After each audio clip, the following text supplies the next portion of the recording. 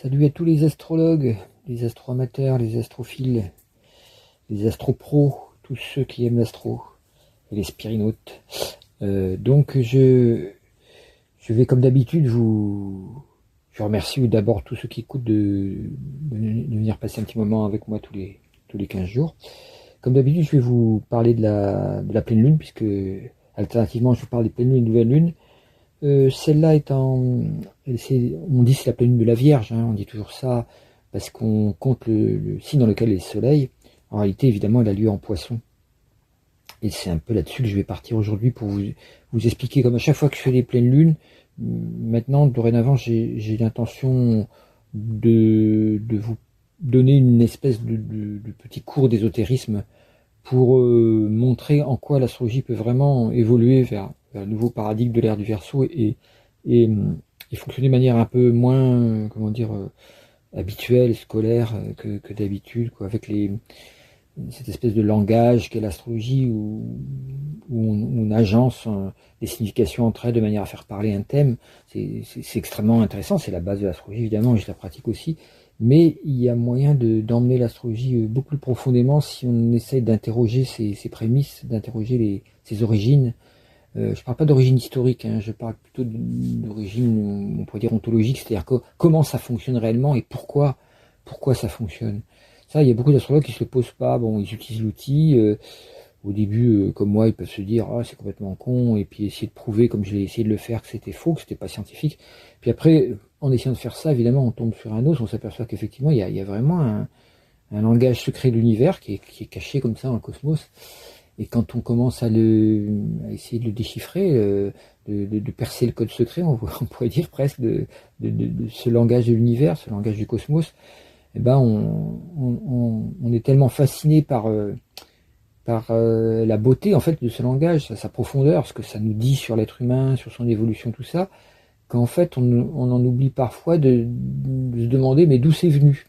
Alors il y a une réponse à ça qui est donnée par les historiens, par les anthropologues et tout ça, qui nous parlent de l'histoire de l'astrologie telle qu'on la connaît. Mais en fait, ça répond pas du tout en fait à la question posée. Ça répond à une historicité, à un enchaînement de phénomènes.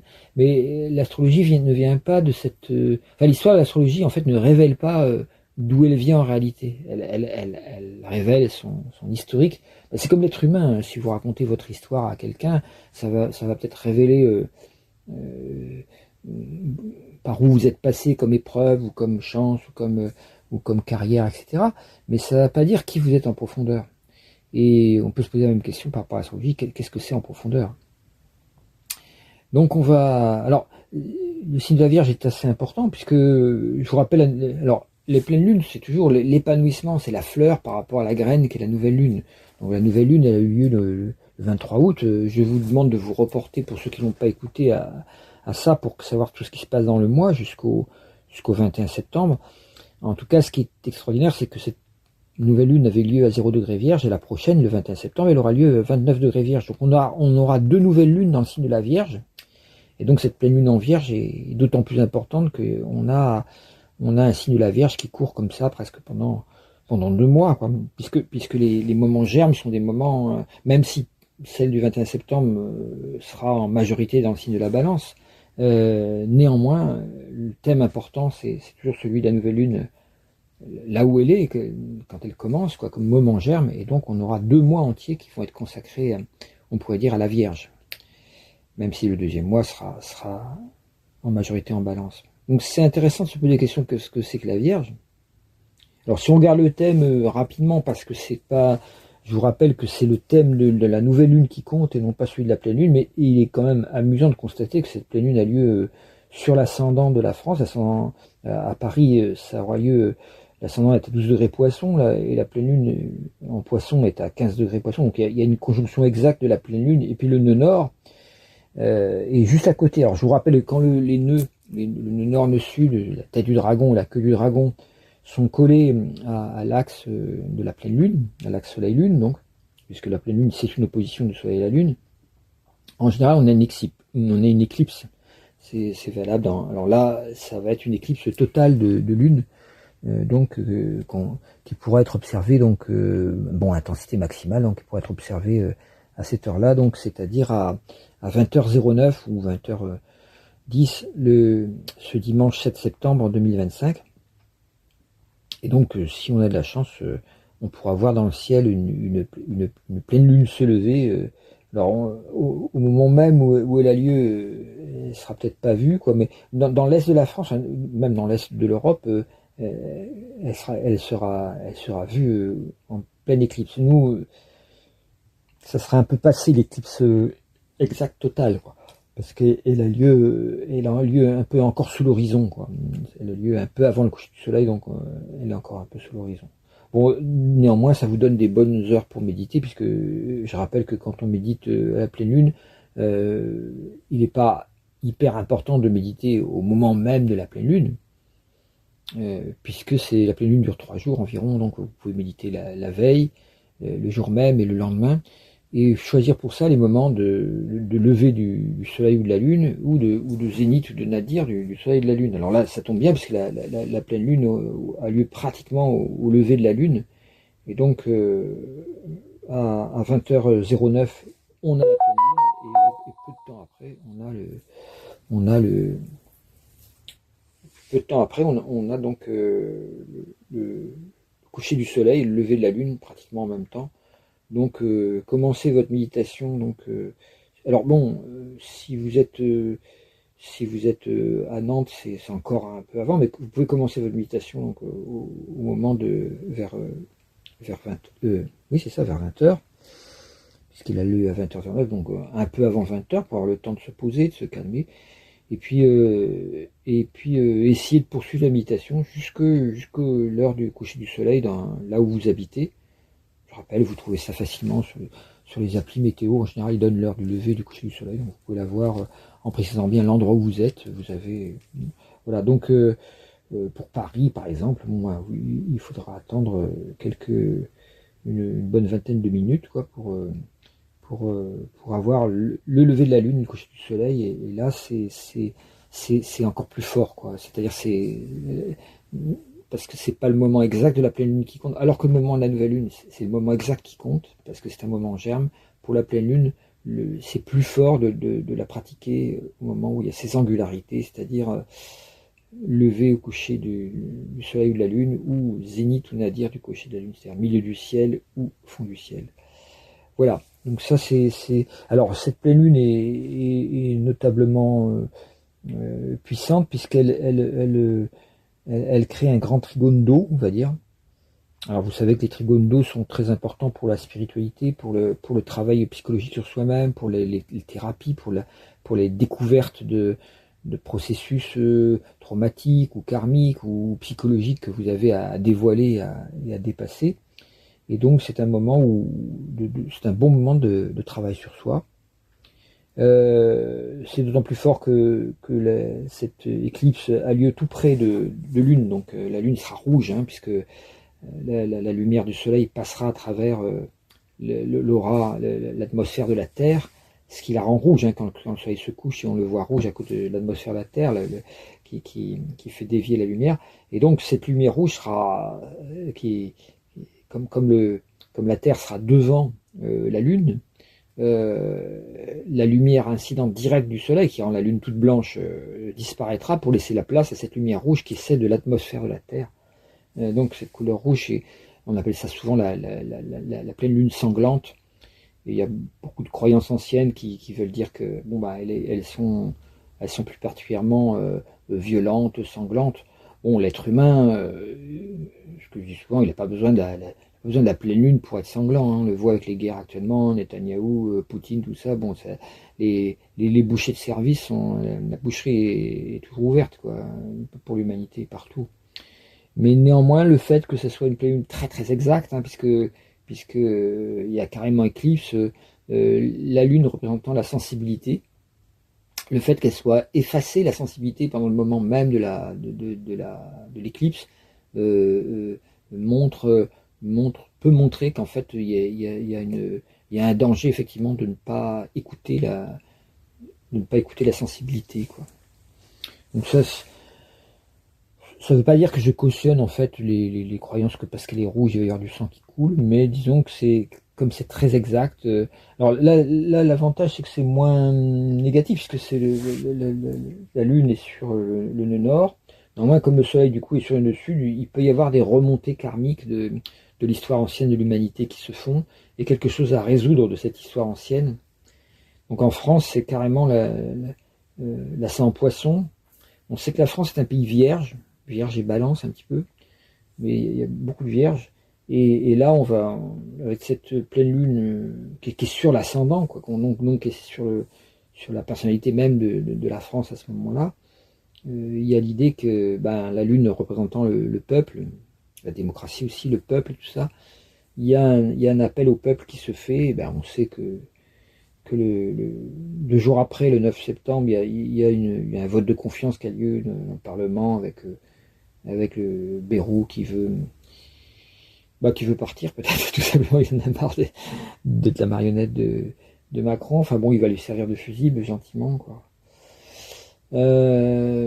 Néanmoins, cette espèce de mascarade, parce que le résultat est déjà attendu, qu'il y a personne qui va vouloir voter un vote de confiance à un gouvernement qui ne la mérite pas du tout, puisqu'il continue à aller dans le mauvais sens de manière obstinée. Mais bon, c'est pas Bayrou spécialement qui est comme ça, c'est Macron lui-même, hein. C'est-à-dire c'est cette obstination à vouloir créer la stratégie du choc. Mais il y a un bon petit interview de François Ruffin que j'ai vu qui explique carrément que ce système est voulu, et il réexplique en fait ce que Naomi Klein, le livre que je vous conseille souvent, la stratégie du choc de Naomi Klein, qui explique vraiment en tant que sociologue comment en fait le néolibéralisme, Milton Friedman et toute son époque, toute son école du néolibéralisme américain, l'école de Chicago, qui a favorisé la prise du pouvoir de Pinochet au Chili pour avoir un pays d'expérimentation, pour que les Chiliens deviennent les cobayes d'une expérience totalement nouvelle. Bon, ce qui expliquait dans la stratégie du choc, c'est-à-dire on choque toute une population et on l'oblige à rentrer dans un phénomène d'obéissance totale au capitalisme néolibéral, quoi. Et chaque choc, que ce soit une catastrophe humaine ou climatique, peu importe, peut être utilisé comme ça pour secouer la population, pour la choquer et la faire s'adapter de force à une aggravation, en fait, c'est-à-dire une perte de la démocratie, une aggravation des phénomènes d'emprise, d'esclavage auprès du grand capital. Donc François Ruffin explique ça très bien. Alors c'est pas souvent qu'on entend ces théories-là en France. Elles paraissent même suspectes comme étant entre guillemets complotistes, alors que non, c'est vraiment là il s'agit de complots réellement existants et non pas d'invention de complots tels qu'on le voit chez ceux qu'on appelle à tort complotistes, parce qu'en fait il faudrait les appeler poutino-compatibles, quoi, plutôt que complotistes, puisque il n'y a pas de complot, si vous voulez, centralisé comme ils le croient, mais il y a bel et bien des complots, des plots de cons, moi j'appelle ça des fois, et donc qui indiquent rien que l'argent est un complot, quoi, si on va de ce point de vue-là. Le capitalisme, l'argent roi, le fait qu'il n'y ait plus aucun moyen de vivre en dehors d'une certaine somme d'argent qu'on met de côté pour pouvoir manger, payer son loyer, etc., en soi c'est un complot contre l'humanité. Le fait qu'on puisse plus vivre de la nourriture qu'on va planter, que ce soit impossible à l'heure actuelle à cause des impôts sur les terres, à cause de tas de systèmes fiscaux, etc., il est presque impossible de vivre séparé du système. Ou alors il faut le vouloir très fortement. Les gens qui le veulent ne sont pas tellement nombreux. La plupart des gens se contentent de cet esclavage, de ce nouvel esclavage qu'on appelle le salariat, et qui consiste à comme un rat courir dans le labyrinthe pour capter sa substance, quoi, son fromage, au bout du labyrinthe. Donc c'est si vous voulez, le point d'esclavage de la population au système capitaliste est rendu tellement loin qu'on peut effectivement parler d'un complot du capitalisme contre l'humanité, contre la démocratie. L'idée que la démocratie soit équivalente au capitalisme, qu'on confonde le mot libéral, libéralité, liberté, avec le mot néolibéral, c'est-à-dire capitalisme, c'est une gigantesque farce qui est due au fait au XIXe siècle, quand le cycle Uranus-Neptune a commencé, il a effectivement correspondu à une espèce de montée du vent de liberté, quoi, qui venait des Lumières. Mais il n'y a pas du tout équivalence entre la révolution industrielle et la révolution des consciences. Et c'est juste une coïncidence qui font qu'elles sont arrivées en même temps. Et on voit très bien que c'est une coïncidence, parce que maintenant on voit très bien que le capitalisme est beaucoup plus en accord avec le fascisme, un fascisme, l'autoritarisme, un totalitarisme même quelquefois, dont parlait Hannah Arendt. C'est beaucoup plus en accord que la démocratie, qui finalement est moins compétitive, on pourrait dire, que le fascisme. D'où le fait que les néolibéraux les plus acharnés, dont Macron fait partie, ou Trump, ou Musk, tout ça, ont un goût prononcé pour un autoritarisme, pour un fascisme, parce que c'est vraiment pour eux le système de l'avenir, quoi. C'est ce qui va le mieux correspondre à ça. Et qui est-ce qui a inspiré cette pensée-là qu'on retrouve chez les gens de la Silicon Valley, chez les Musk et tout ça, ou chez Peter Thiel, tout ça, surtout Peter Thiel, qui était vraiment un penseur du fascisme technophile, du techno-féodalisme, comme dit Yanis Varoufakis, le techno-féodalisme. Bon, ce techno-féodalisme, par le mot féodalisme, on entend bien que c'est un retour en arrière, on revient en arrière, on revient à Germinal, on revient au moment où le capitalisme était d'une inhumanité totale, hein, écraser les ouvriers sans rien leur donner en échange. On est en train de revenir petit à petit à ça, parce que ça les arrange, quoi. Donc c'est un truc qu'il faut garder, c'est une évolution du système mondial qu'il faut garder bien en vue, parce que l'ère du Verseau a été souvent décrite dans les années 60-70 comme étant voilà, on allait raser gratis, ça serait une ère de fraternité. Oui, le Verseau est un signe fraternel, bien sûr, mais il faut toujours se rappeler qu'une ère dure 21 siècles, et à son tout début, elle présente plutôt un chaos d'installation, un chaos de mort du cycle précédent et un chaos d'installation du cycle suivant, qui fait que c'est pas du tout des passages faciles. Et la fraternité, elle va monter effectivement dans les esprits, mais elle va pas monter dans les faits. Et dans les faits, c'est d'abord la mort du système précédent qui doit se jouer, les effondrements successifs du système précédent, et pendant ce temps-là, les gens aspirent à une humanité plus fraternelle, plus démocratique et tout ça, mais on va leur présenter comme programme collectif des politiques très très dirigées vers l'autoritarisme, vers le fascisme, parce que le vieux système n'a pas envie de mourir, tout simplement, et parce qu'il rapporte à quelques-uns. Bon, on cherche 44 milliards désespérément en France à économiser, donc on demande à tout le monde de se serrer la ceinture. C'est une vaste blague, parce que le rapport 2025, pardon, donc très récent d'Oxfam, il nous dit la richesse des milliardaires a augmenté de 2000 milliards. 2000 milliards de dollars, bon, euros c'est à peu près pareil, tu vois, 2000 milliards en 2024, dans le monde entier, quoi. Donc, soit 3 fois plus vite qu'en 2023. Donc, ils se sont fait 3 fois plus de richesse en 2020. Et là, c'est que 2024, on ne sait pas 2025. Alors, on cherche désespérément, on parle de 2000 milliards, on cherche désespérément 44 milliards, c'est-à-dire 2% de cette somme. Et il faut surtout pas les chercher chez eux, parce qu'eux, ils continuent à s'empiffrer. Donc, quelque part, le message de la France insoumise n'est pas du tout un message extrémiste comme veulent nous faire croire les néolibéraux. C'est un message de bon sens, et c'est revenir vite fait au bon sens. Mais il est de bon ton de les croire extrémistes, antisémites, tout ça. Alors que bon, c'est l'un des seuls partis en France actuellement qui dénonce. Moi, j'aime pas trop Mélenchon non plus, parce qu'il a une tendance autoritaire et tout ça.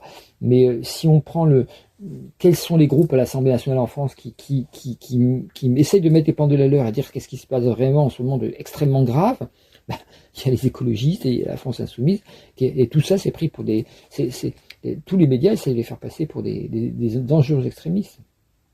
C'est assez fou. Donc voilà, ça je voulais parler du rapport entre 2000 milliards et 44 milliards qu'on cherche désespérément, et qu'il va falloir fouiller votre poche et vider votre tirelire pour les payer au gouvernement. C'est vraiment se moquer des gens, et nous. Alors il y a un numéro de Blast, là, une enquête de Blast qui est sortie là, qui s'appelle 10 septembre, qui parle de la fameuse appel au bloquons tout là qu'on fait pas mal de groupes. Alors c'est un gros mélange, parce que tout le monde veut tout bloquer.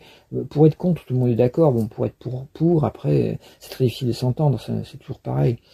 Mais disons, ce blast s'appelle 10 septembre, la répression peut être pire que pour les gilets jaunes. C'est une interview d'une une sociologue du CNRS là, donc qui est extrêmement intéressante aussi, qui nous met en garde contre l'évolution actuelle et elle ressemble dans ce qu'elle dit à ce que peuvent dire les astrologues, effectivement, cette ressemblance entre la période actuelle et la période de la Révolution française et la Révolution américaine, donc les deux révolutions démocratiques qui ont eu lieu à la fin du XVIIIe siècle et qui sont, de par le fait que Pluton fait un tour complet en 2 siècles et demi, elles sont en train d'arriver à leur fin, ces deux révolutions, à leur fin de cycle. Et donc on a vraiment quelque chose qui se passe aussi bien aux États-Unis qu'en France, qui est un danger de perdre complètement le modèle démocratique en lui-même, de perdre complètement grâce en fait à des dirigeants qui vont s'asseoir dessus, pour pas dire pire. Et voilà. Donc on en est là, et bon, c'est triste, mais ça veut dire que ces deux modèles disparaissant dans le marécage du fascisme ou de néofascisme, néolibéral-fascisme, quoi, et ben, en tant que modèle, ils cessent d'être brillants, ils cessent d'être attirants pour le monde entier. Au contraire, ils montrent l'exemple du cynisme, de la corruption, du mensonge, voilà. Que ce soit Macron ou Trump, c'est un peu pareil. Hein. Je veux dire, il est de bon ton dans les médias actuels français de critiquer Trump. Ah là là, le facho. On en a un beau aussi au gouvernement actuel. Alors, il y a un petit côté plus, par moment, des petits relents de sociodémocratie parce que voilà, pour gouverner les Français, il faut bien mettre de temps en temps des petites mesures un peu de gauche. Mais enfin bon, elles sont très très faibles et souvent très illusoires et surtout dans le discours et presque jamais appliquées. Donc on arrive à un point de colère qui peut exploser aussi bien aux États-Unis qu'en France, parce qu'il y a le peuple ayant été quand même conditionné à être il a été, ce peuple, que ce soit le peuple américain ou le peuple français, a été habitué à se voir comme peuple démocratique, comme peuple qui a le droit de s'exprimer, qui a le droit de décider de son destin, qui sait créer des institutions et des manières de fonctionner qui suivent les écrits de Montesquieu, qui suivent les écrits etc. C'est les deux systèmes, que ce soit américains ou français, se sont fondés vraiment sur les fondateurs étaient des philosophes des droits de l'homme, des rousseauistes voltairiens du côté français, du côté de Benjamin Franklin, tout ça, des francs-maçons positifs, puisqu'à l'époque les francs-maçons étaient très très très positifs.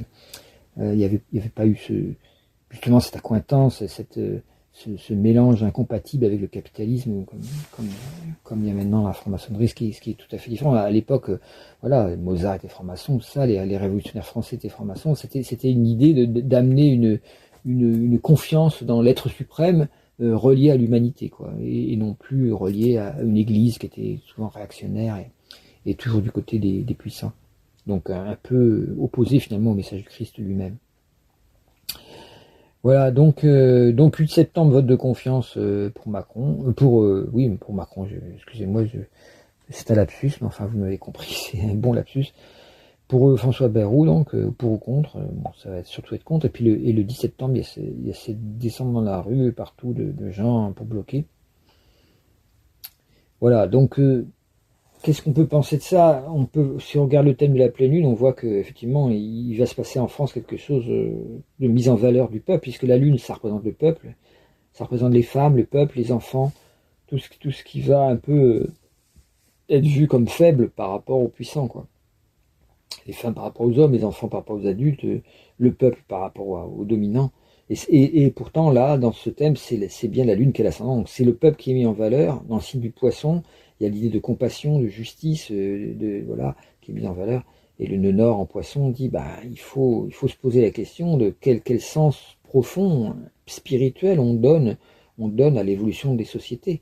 Ne pas se contenter du politique et de la comment dire, de l'acclimatation de chaque loi, de chaque discours, de chaque médiatisation, de chaque discours à l'Assemblée. C'est tout le temps adapté à l'économie. Il faut qu'on soit dans l'économie. Il faut qu'on là, va falloir se poser la question. Mais qu'est-ce qu'on veut vraiment comme société? Est-ce qu'on veut tous crever dans le changement climatique parce qu'on va rester rivé pendant des années sur l'horizon économique seulement? Et à quoi sert l'argent si c'est pas pour rendre heureux, quoi? Donc là, on en est loin maintenant. L'argent sert juste à rendre les gens malheureux par le manque, puisque évidemment, quand les milliardaires deviennent de plus en plus riches de manière et qui ils deviennent riches de plus en plus vite et de plus en plus fort, tout cet argent concentré en hauteur, très haut, dans des tours de verre inaccessibles, que ce soit à Manhattan ou à la Défense, eh bien, cet argent hyper concentré dans les mains de quelques-uns, évidemment, il manque à la base, quoi. Et ça fait que les gens à la base sont appauvris par cette concentration de capitaux dans les mains de quelques-uns. Donc c'est évident qu'on arrive à une situation qui est très semblable, effectivement, à celle de 88, 1788, où finalement ça allait tellement mal au niveau économique que Louis XVI a convoqué les États généraux et a déclenché cette espèce de débat démocratique pour dire comment on fait maintenant, est-ce que vous pourriez tous vous rassembler, faire vos doléances et voir alors qu'est-ce qu'il n'avait pas dit là. C'était un bon roi finalement. Bon, il a été raccourci après d'une tête, on sait, mais c'est l'un des premiers rois qui s'est dit mais si on faisait attention au peuple, quoi. Bon, ça lui a coûté très cher. Voilà, donc c'est une leçon de l'histoire que Macron effectivement fait attention de ne pas appliquer. Parce qu'il a peur pour sa tête, quoi. Il y a quelque chose qui peut se mettre en route en ce moment, qui est extrêmement dangereux pour toute la démocratie française, et en même temps qui est une clé, quoi. On va retrouver ce peuple français extrêmement politique, finalement, extrêmement intéressant. Donc, alors, Nessus, juste à côté, indique que bon, c'est un peuple en colère, hein. C'est un peuple qui est dans la négativité par rapport au soleil en vierge, à ses dirigeants qui, eux, sont vus comme... Alors, le soleil est tout près d'Orcus, et Apollon est tout près du nœud sud, collé au nœud sud. Apollon, vous savez, c'est ces planètes que j'ai découvertes par des calculs et par des recherches pendant une vingtaine d'années, dont maintenant j'ai la certitude de la position, et qui est donc planète hypothétique quand même, pour ceux qui veulent douter. Je laisse le droit aux gens de douter, mais bon, je la place à chaque fois, puisque c'est ma manière de prouver qu'elle fonctionne très bien. Et donc, elle est conjointe au nœud sud, ce qui fait qu'on va retrouver toute cette habitude des Français d'être discoureurs, de faire comme Macron, qui a Saturne rétrograde en Vierge, qui adore faire des discours, se pavaner avec des mots creux et avec des phrases où il montre qu'il a très très bien compris tout ce qui passait. Enfin, tout ça, c'est pour frimer avec une intelligence qui finalement est assez virtuelle, cette intelligence, puisque si on regarde comment l'intelligence, c'est aussi s'adapter au concret, c'est immédiatement regarder une situation et savoir quoi faire en s'y adaptant, s'adapter aux circonstances, comme dit Napoléon Norbeau, un maître tibétain, il disait tout le temps ça, adaptez-vous aux circonstances, en continuant à méditer dans l'action, quoi. Et donc, lui, c'est vraiment l'inverse qu'il fait, il s'adapte pas du tout aux circonstances, il s'adapte uniquement à son projet qui est toujours le même, qui est toujours obstinément le même, et quoi qu'il arrive, il veut nous convaincre qu'il a raison, et il prouve de plus en plus qu'il a tort, quoi. C'est exactement l'inverse. Lao Tzu qui expliquait comment doit gouverner l'empereur, comment l'empereur doit gouverner son peuple, donc n'importe quel gouvernant, comment il peut gouverner son peuple. Il disait le bon empereur, ou le bon gouvernant, on pourrait dire, c'est celui qui gouverne le moins possible. C'est-à-dire celui qui est tellement en train de s'adapter au peuple et à ses besoins qu'en fait il fait juste ce qui est juste à certains endroits pour faciliter le fait que le peuple s'occupe très très bien de lui-même, hein.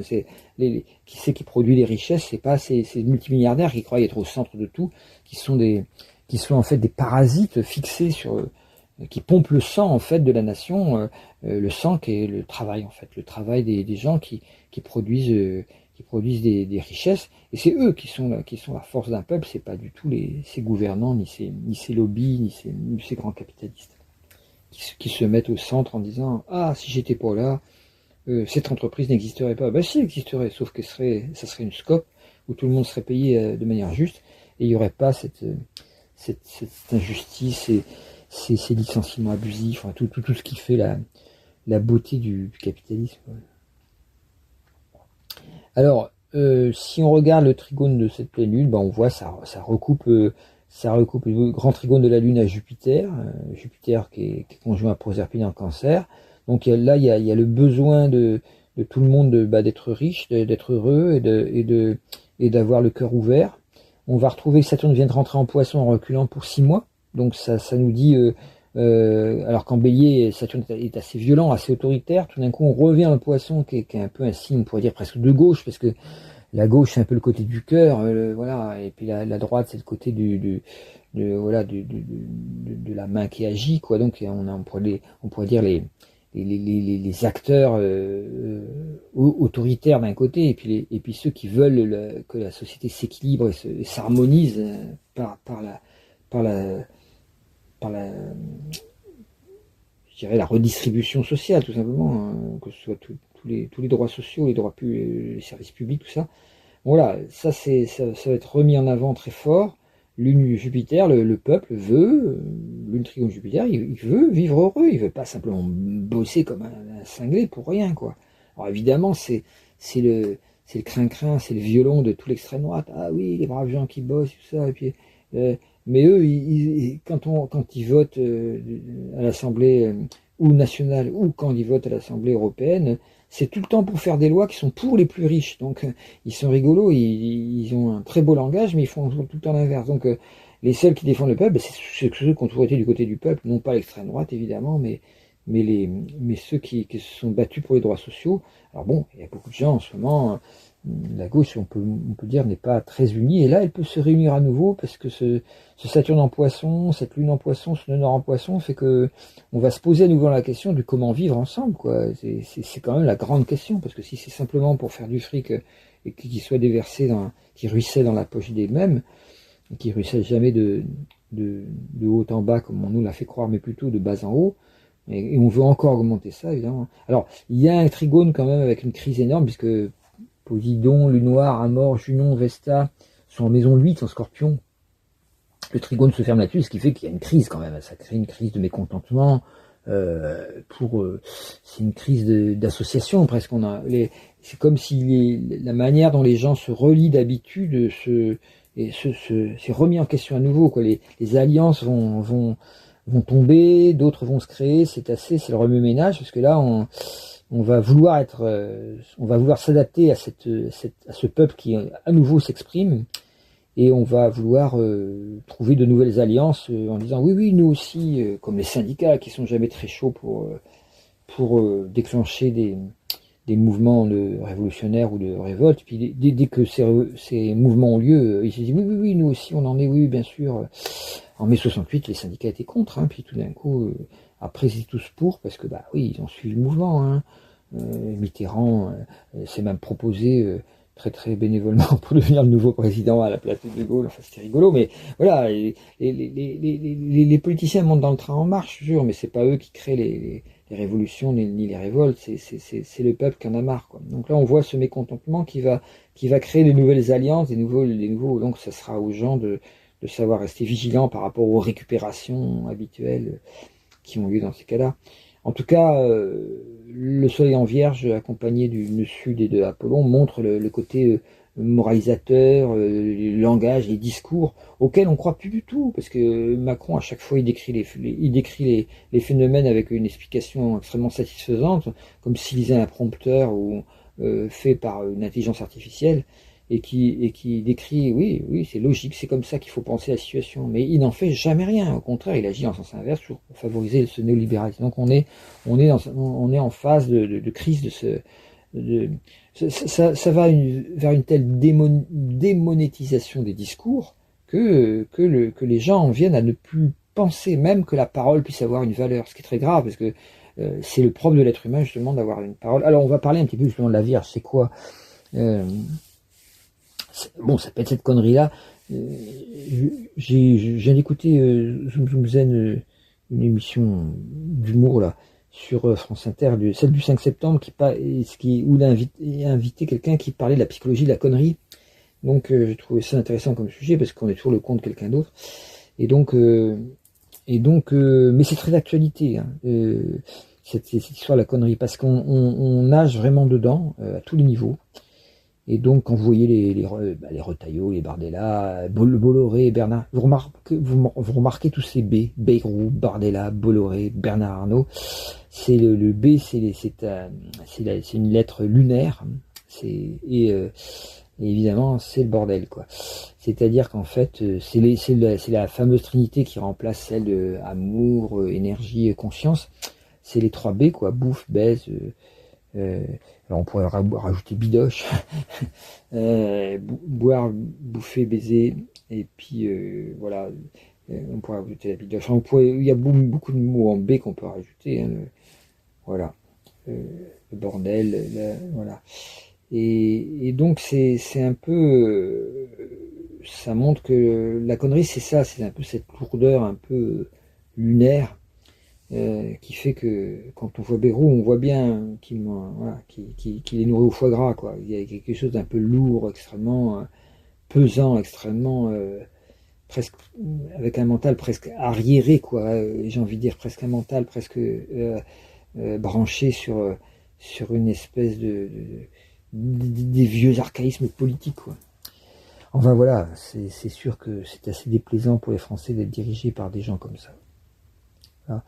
Alors, qu'est-ce qu'on pourrait dire de la vie? Bon, pour terminer, il n'y a pas que la France, hein, la connerie, c'est international. Comme on dit, bon, vous regardez aux États-Unis, il y a Musk, il y a Trump, il y a J.D. Vance, là, tout ça, eux aussi, ils ont des médailles de conneries. Hein. Vous regardez Netanyahou, il est en train de rendre tout le monde entier antisémite, tellement il est con dans sa manière de défendre Israël.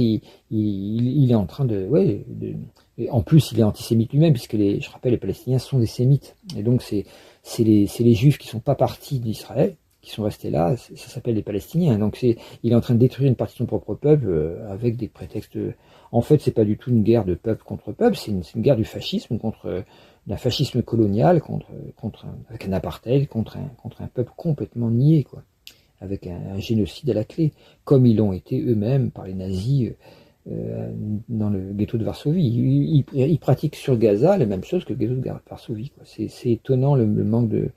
Si ça avait été des gens qui avaient vécu cette période-là, jamais ils se permettraient de faire ça, parce qu'ils verraient trop l'évidente ressemblance de leur politique avec celle des nazis. Mais là, comme c'est une génération qui est un petit peu après, ils n'ont plus du tout de scrupules à imiter les nazis dans leur et en plus, il y a des intellectuels français, enfin des Antoven, tout ça, qui sont prêts à justifier ce genre d'attitude en prétendant que être antifasciste, c'est être antisémite. On sait plus où on va là. Il y a eu une réunion au sommet, c'est pas au Kremlin, c'est sur la place rouge à Pékin, quoi. Récemment, ils ont réuni Xi Jinping, Poutine, comment il s'appelle l'autre fou là de la Corée du Nord, là. Tous les grands, je sais pas, je crois pas, il y avait Modi aussi, je crois pas qu'il y avait l'imam Khamenei, là, je crois pas qu'il y était, mais enfin, c'était une belle brochette des fachos les plus finis, les plus graves du monde entier, étaient tous réunis là, à Pékin pour faire un nouveau G7, mais de la connerie, une nouvelle internationale. En fait, l'internationale sera le genre humain, là, ça sera le genre facho, quoi. C'est une nouvelle internationale du fascisme qui s'est réunie avec et de la connerie, quoi. Et en même temps que l'ère de l'intelligence artificielle, que moi j'appelle plutôt idiocratie artificielle, on a cette nouvelle internationale de la connerie facho, quoi, qui s'est réunie à Pékin.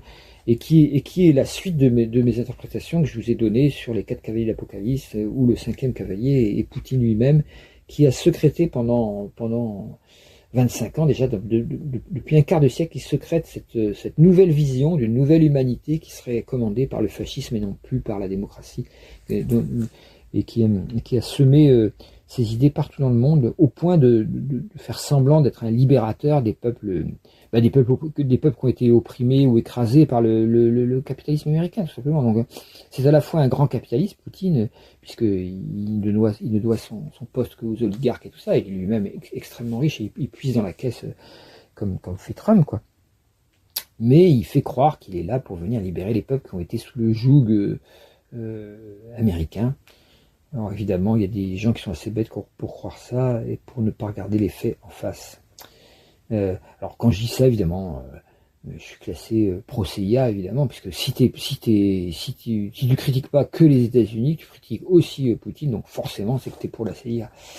Bref, ce genre de bêtises me fatigue, mais bon, c'est comme ça. Donc, c'est quoi la Vierge? Je rappelle qu'on est dans l'ère de Poisson Vierge finissante. Elle est finie depuis une soixantaine d'années déjà, mais d'un point de vue technique. Mais d'un point de vue, disons, humain, du point de vue des matrices civilisationnelles qui sont en route, qui sont beaucoup plus lentes. Quand il y a un aspect dans le ciel et le temps qui réagisse dans l'être humain, il va réagir dans les individus plus rapidement que dans les sociétés. La société, c'est beaucoup plus lent. Il faut des fois 30 ou 60 ans pour qu'une société bouge, qu'elle se déplace d'un cran parce que des nouvelles donnes sont arrivées. Donc l'ère des poissons qui a duré depuis environ 200 ans avant Jésus-Christ jusqu'à les années 70, eh bien, elle est terminée maintenant, mais le temps que la machine s'arrête, freine, quoi. On a une immense force d'inertie de cette force de civilisation qu'est la civilisation chrétienne occidentale, qui est apparue à ce moment-là à peu près, et qui arrive à sa fin, quoi. Qu'est-ce qu'on pourrait donner comme exemple de la Vierge? Ben Marie, hein, la Vierge Marie, c'est connu, mère de Jésus. Là, c'est la matrice sacrée du christianisme. Alors, c'est quoi, c'est une matrice sacrée? Alors, il y en a qui vont dire, notre Sainte Mère l'Église, ouais, ça c'est la confusion de la Vierge avec l'Église. Oui, peut-être, mais c'est surtout Marie et les Esséniens. Les Esséniens qui étaient des Égyptiens, enfin qui avaient un croisement entre les spiritualités égyptiennes et les spiritualités de l'Inde. Faut lire le livre secret de Yeshua de Meroy, qui est très intéressant là-dessus, qui montre comment Jésus est apparu en tant qu'avatar. Il s'est incarné. Les avatars s'incarnent dans des familles où ils peuvent recevoir la culture la plus fine au niveau spirituel, de manière à démarrer d'un bon pas leur mission, quoi, d'avoir quand même des éléments. Donc lui, c'est incarné chez les Esséniens, qui étaient un peuple qui étaient les thérapeutes esséniens, qui étaient des gens qui guérissaient par les mains, qui guérissaient par la prière, qui connaissaient les plantes et tout ça. Et donc il s'est incarné en tant qu'enfant dans cette matrice qui était donc la Vierge, donc une culture, hein. La Vierge, c'est le signe de la culture, une culture de guérison, de bienfaits, bienfaisante. Voilà. Donc ne pas confondre avec notre Sainte Mère l'Église, comme on dit, c'est pas notre mère l'Église, hein, c'est une institution qui a joué à récupérer le christianisme pour s'en faire. C'est comme Macron qui joue avec la démocratie et la gauche pour dire je suis à la fois de droite et de gauche, et puis qui fait jamais rien de gauche, quoi. C'est une récupération. Alors sinon dans l'époque ancienne, bon, je vous invite à écouter la pleine lune de la Vierge de l'année dernière, où je parlais d'Hippolytée, la reine des Amazones. Donc là, ça fait penser la reine des Amazones au féminisme, évidemment, celle qui dépend les femmes et puis qui va être carrément tuée par Hercule. Reportez-vous au mythe et voyez ce que ça veut dire. Mais c'est très intéressant parce que la Vierge, c'est aussi le droit des femmes, quoi. C'est-à-dire la Vierge, c'est vraiment un signe féminin par excellence. C'est le signe où en fait on arrive au bout de la signification de cette intelligence calme, adaptative, tout ça, qu'on trouve dans la gente féminine, dans le genre féminin, et qui est si maltraité par le paternalisme ou le masculinisme maintenant, enfin bref. Alors, c'est intéressant de se poser la question pour Ève par les religions aussi, hein. Et les religions sont souvent pas tellement sympas avec les femmes. C'est marrant, alors si on regarde la Bible, justement, Ève et Adam, Ève semble être la cause de tous les... Alors c'est la Vierge aussi, c'est le signe de la Vierge, c'est Ève. Qu'est-ce que c'est qu'Ève? Ben, c'est l'intelligence humaine. On a fait croire que c'était le péché du sexe et tout ça. C'est surtout Evaohe, donc en hébreu, avec les lettres hébreues, pardon. Le E représente un peu l'énergie, quoi. On retrouve la lettre E, c'est une lettre très mentale, hein, qui est l'énergie mentale, qui est l'énergie qui descend dans la vallée du V et qui remonte de l'autre côté. C'est-à-dire que tout mental humain qui naît, quoi, sur Terre, par la matrice d'une femme, va descendre en incarnation et apprendre de l'incarnation à améliorer son intelligence, donc son âme aussi, retrouver son âme peut-être, pas toujours, mais au moins retrouver son intelligence et la faire évoluer vers un nouveau stade d'intelligence peut-être plus élevé, plus loin. Donc ça, c'est le progrès de l'intelligence humaine à travers les siècles, progrès qui est très très lent, qui se voit petit à petit. C'est ce que Lenrudière appelait le mentat. Ben voilà, donc c'est... alors est-ce que c'est un cadeau, une malédiction, cette histoire d'Ève? Le serpent représente aussi l'intelligence humaine. Ève, c'est représente un peu la tentation de l'humanité de s'identifier un peu à cette intelligence et d'oublier d'où on est venu, quoi. Donc est-ce que c'est un cadeau ou est-ce que c'est une malédiction venant de Dieu, quoi? Dieu c'est I, donc si vous rajoutez I, le I qui donne idée, idéal, idéologie, intuition, intelligence, le I de Dieu, quoi. Si vous le rajoutez à Ève, ça fait Yévé, ça fait I, Ève, Yévé, et Yévé, c'est Yahvé, c'est le nom de Dieu, quoi. Donc apparemment le nom de Dieu est constitué d'une partie féminine, du I masculin qui est la lumière pure, quoi, voilà, et Ève qui est le féminin de l'humanité, et qui est pas que la femme, hein, c'est le féminin entier de l'humanité. Il faut que ce féminin entier de l'humanité soit relié au I masculin de la lumière pour qu'on ait, le Dieu humain, quoi. Donc, est-ce que c'est une malédiction? Adam, c'est l'ancêtre, hein, c'est l'ancêtre humanoïde chez nous tous, et puis grâce à Ève, il va développer son intellect, son intelligence, et c'est donc pour les féministes, ils peuvent savoir que la Bible n'est pas du tout, elle a été mal traduite, c'est surtout ça, mais elle n'est pas du tout anti-féministe, puisqu'au contraire, la femme est vue comme celle qui apporte l'intelligence, alors que l'homme, il est vu comme le singe intelligent, l'humanoïde, quoi, l'homme de Cro-Magnon, tout ça. Et Ève, c'est la femme qui on pourrait dire presque la faiblesse de son corps par rapport à la force brute de l'homme, va être obligée de se spécialiser plus dans la culture, dans la transmission, dans la cueillette des plantes, dans l'art, l'art de manger quelque chose de plus, parce que même le jardinage, tout ça, toute l'écologie vient du féminin dans toutes les cultures. Donc c'est un peu ça qui a fait évoluer l'humain en connaissant les plantes, en créant une culture, en transmettant justement des connaissances par l'école et tout ça, comme la maîtresse d'école, souvent c'est un métier féminin. Voilà. Donc voilà, c'est un métier féminin, mais pas que pour les femmes. Le féminin, c'est ce qui s'occupe du petit, du faible, et qui en prend soin. Et c'est le propre de l'être humain. C'est cette collaboration, cette coopération qui existe entre les êtres pour ne pas être vaincus par les plus forts. Voilà. Donc ce Manta, Den Rudyard, qui était le grand pape des astrologues, hein, ce que je conseille toujours la lecture de ses livres, hein, le pape de l'astrologie humaniste, on va dire ça comme ça. Il appelle ça Manta avec un T à la fin. C'est-à-dire toutes les facultés du mental, y compris dans leur côté positif. Bon, évidemment, ça contient le mental égotique que les enseignements de l'Inde ou du bouddhisme ou du taoïsme critiquent, parce que c'est par là qu'on attrape une maladie qui s'appelle l'ignorance. L'ignorance n'est pas du tout un manque de savoir, ce sont les faux savoirs. Et là, c'est là aussi, c'est comme la connerie, c'est d'actualité, quoi. Les faux savoirs, les fakes, tout ça, il y en a partout maintenant, que ce soit dans les médias mainstream, que ce soit dans ceux qui sont censés s'y opposer. Là, je disais récemment une espèce de revue qui s'appelle Top Secret, là, qui est un ramassis de conneries avec un faux ésotérisme, hein, les vrais ésotérismes. C'est pour ça que j'essaie de faire des trucs sur YouTube pour ramener un ésotérisme un peu sensé, parce que t'as des gens, des Alex Jones et tout ça, ils sont complètement barrés, quoi. C'est pas, disons, un faux ésotérisme. Et ça fait comme dans les années 20 où on avait Julius Evola, qui était un espèce de facho là, et qui a complètement inspiré Mussolini. Donc c'est pas le vrai ésotérisme, ou Aleister Crowley qui était branché sur Satan et tout ça et qui s'imaginait être un grand initié.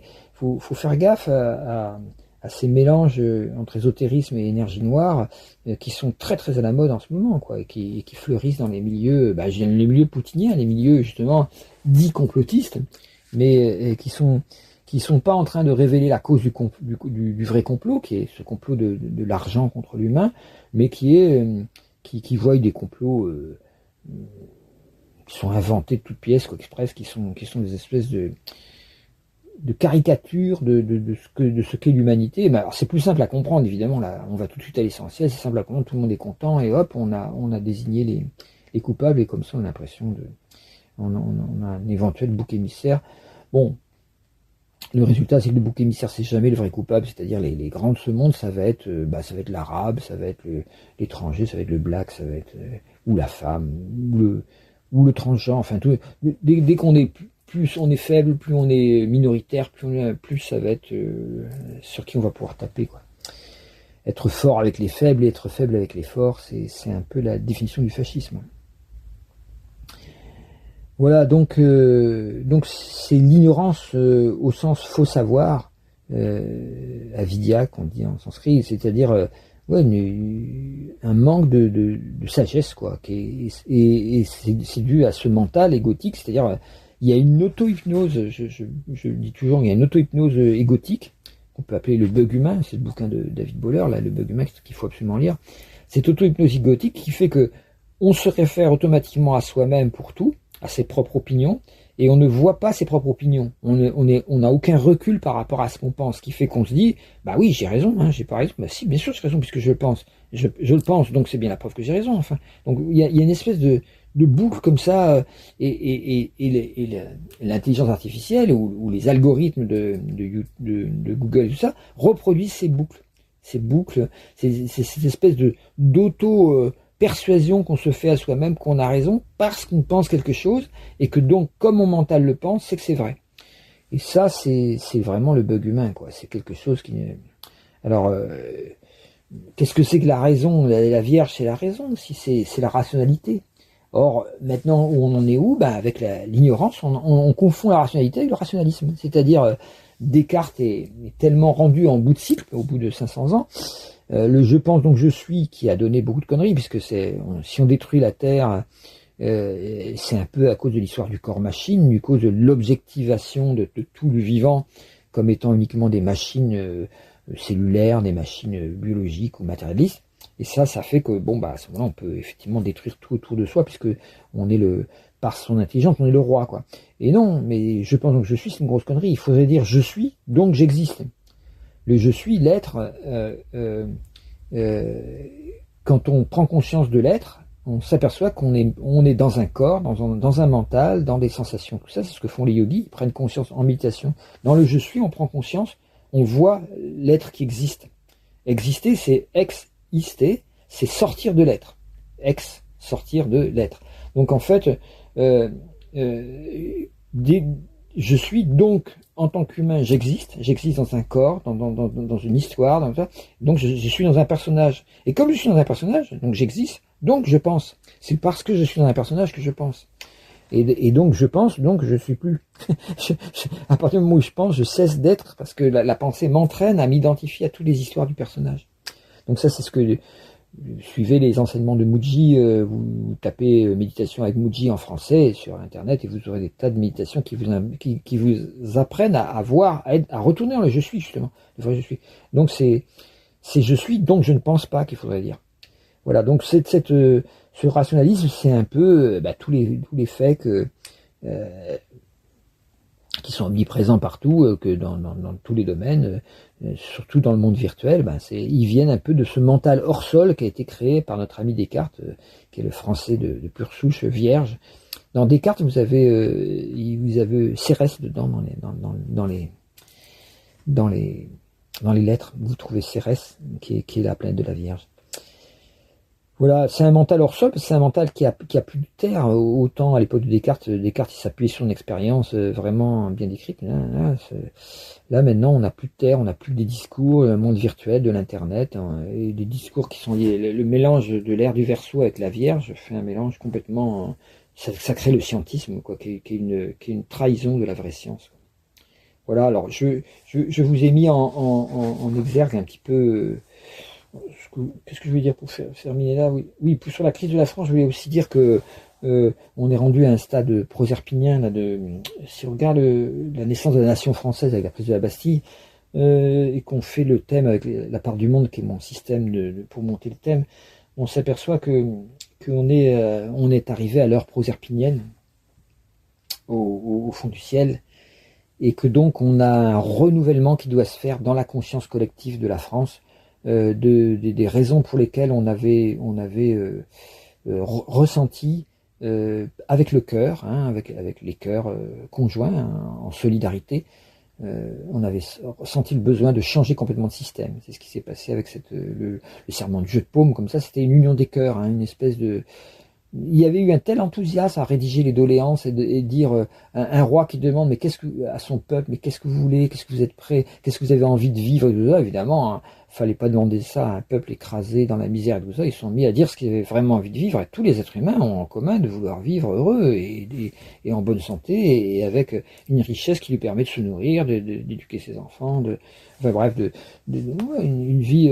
Les gens n'ont pas forcément besoin, envie d'être très très riches. Hein. Si, maintenant c'est la mode parce que c'est ça qui est recommandé par les influenceurs, ceux qui sont à Dubaï, là. Ouais, regardez, moi je suis à Dubaï, j'ai réussi ma vie. Bah ouais, t'as réussi à être con surtout, mais enfin bon, c'est l'image qui est donnée. Il y a plein de jeunes cons justement qui s'imaginent que c'est ça de réussir sa vie, quoi. C'est avoir, je sais pas, au moins 10 millions de followers sur YouTube, et puis être à Dubaï, quoi, en train de bronzer, en disant regardez, faites comme moi.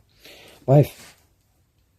Donc, pour revenir à nos moutons, donc je vous ai mis en exergue pour cette pleine lune un espèce de mandala qu'on peut étudier, qui va permettre d'étudier justement c'est quoi le signe de la Vierge, parce que on en vient là, il faut voir ce que c'est. Et ce mandala s'appelle les 4 réactions défensives du statu quo égotique et les 4 négativités structurelles qui vont avec.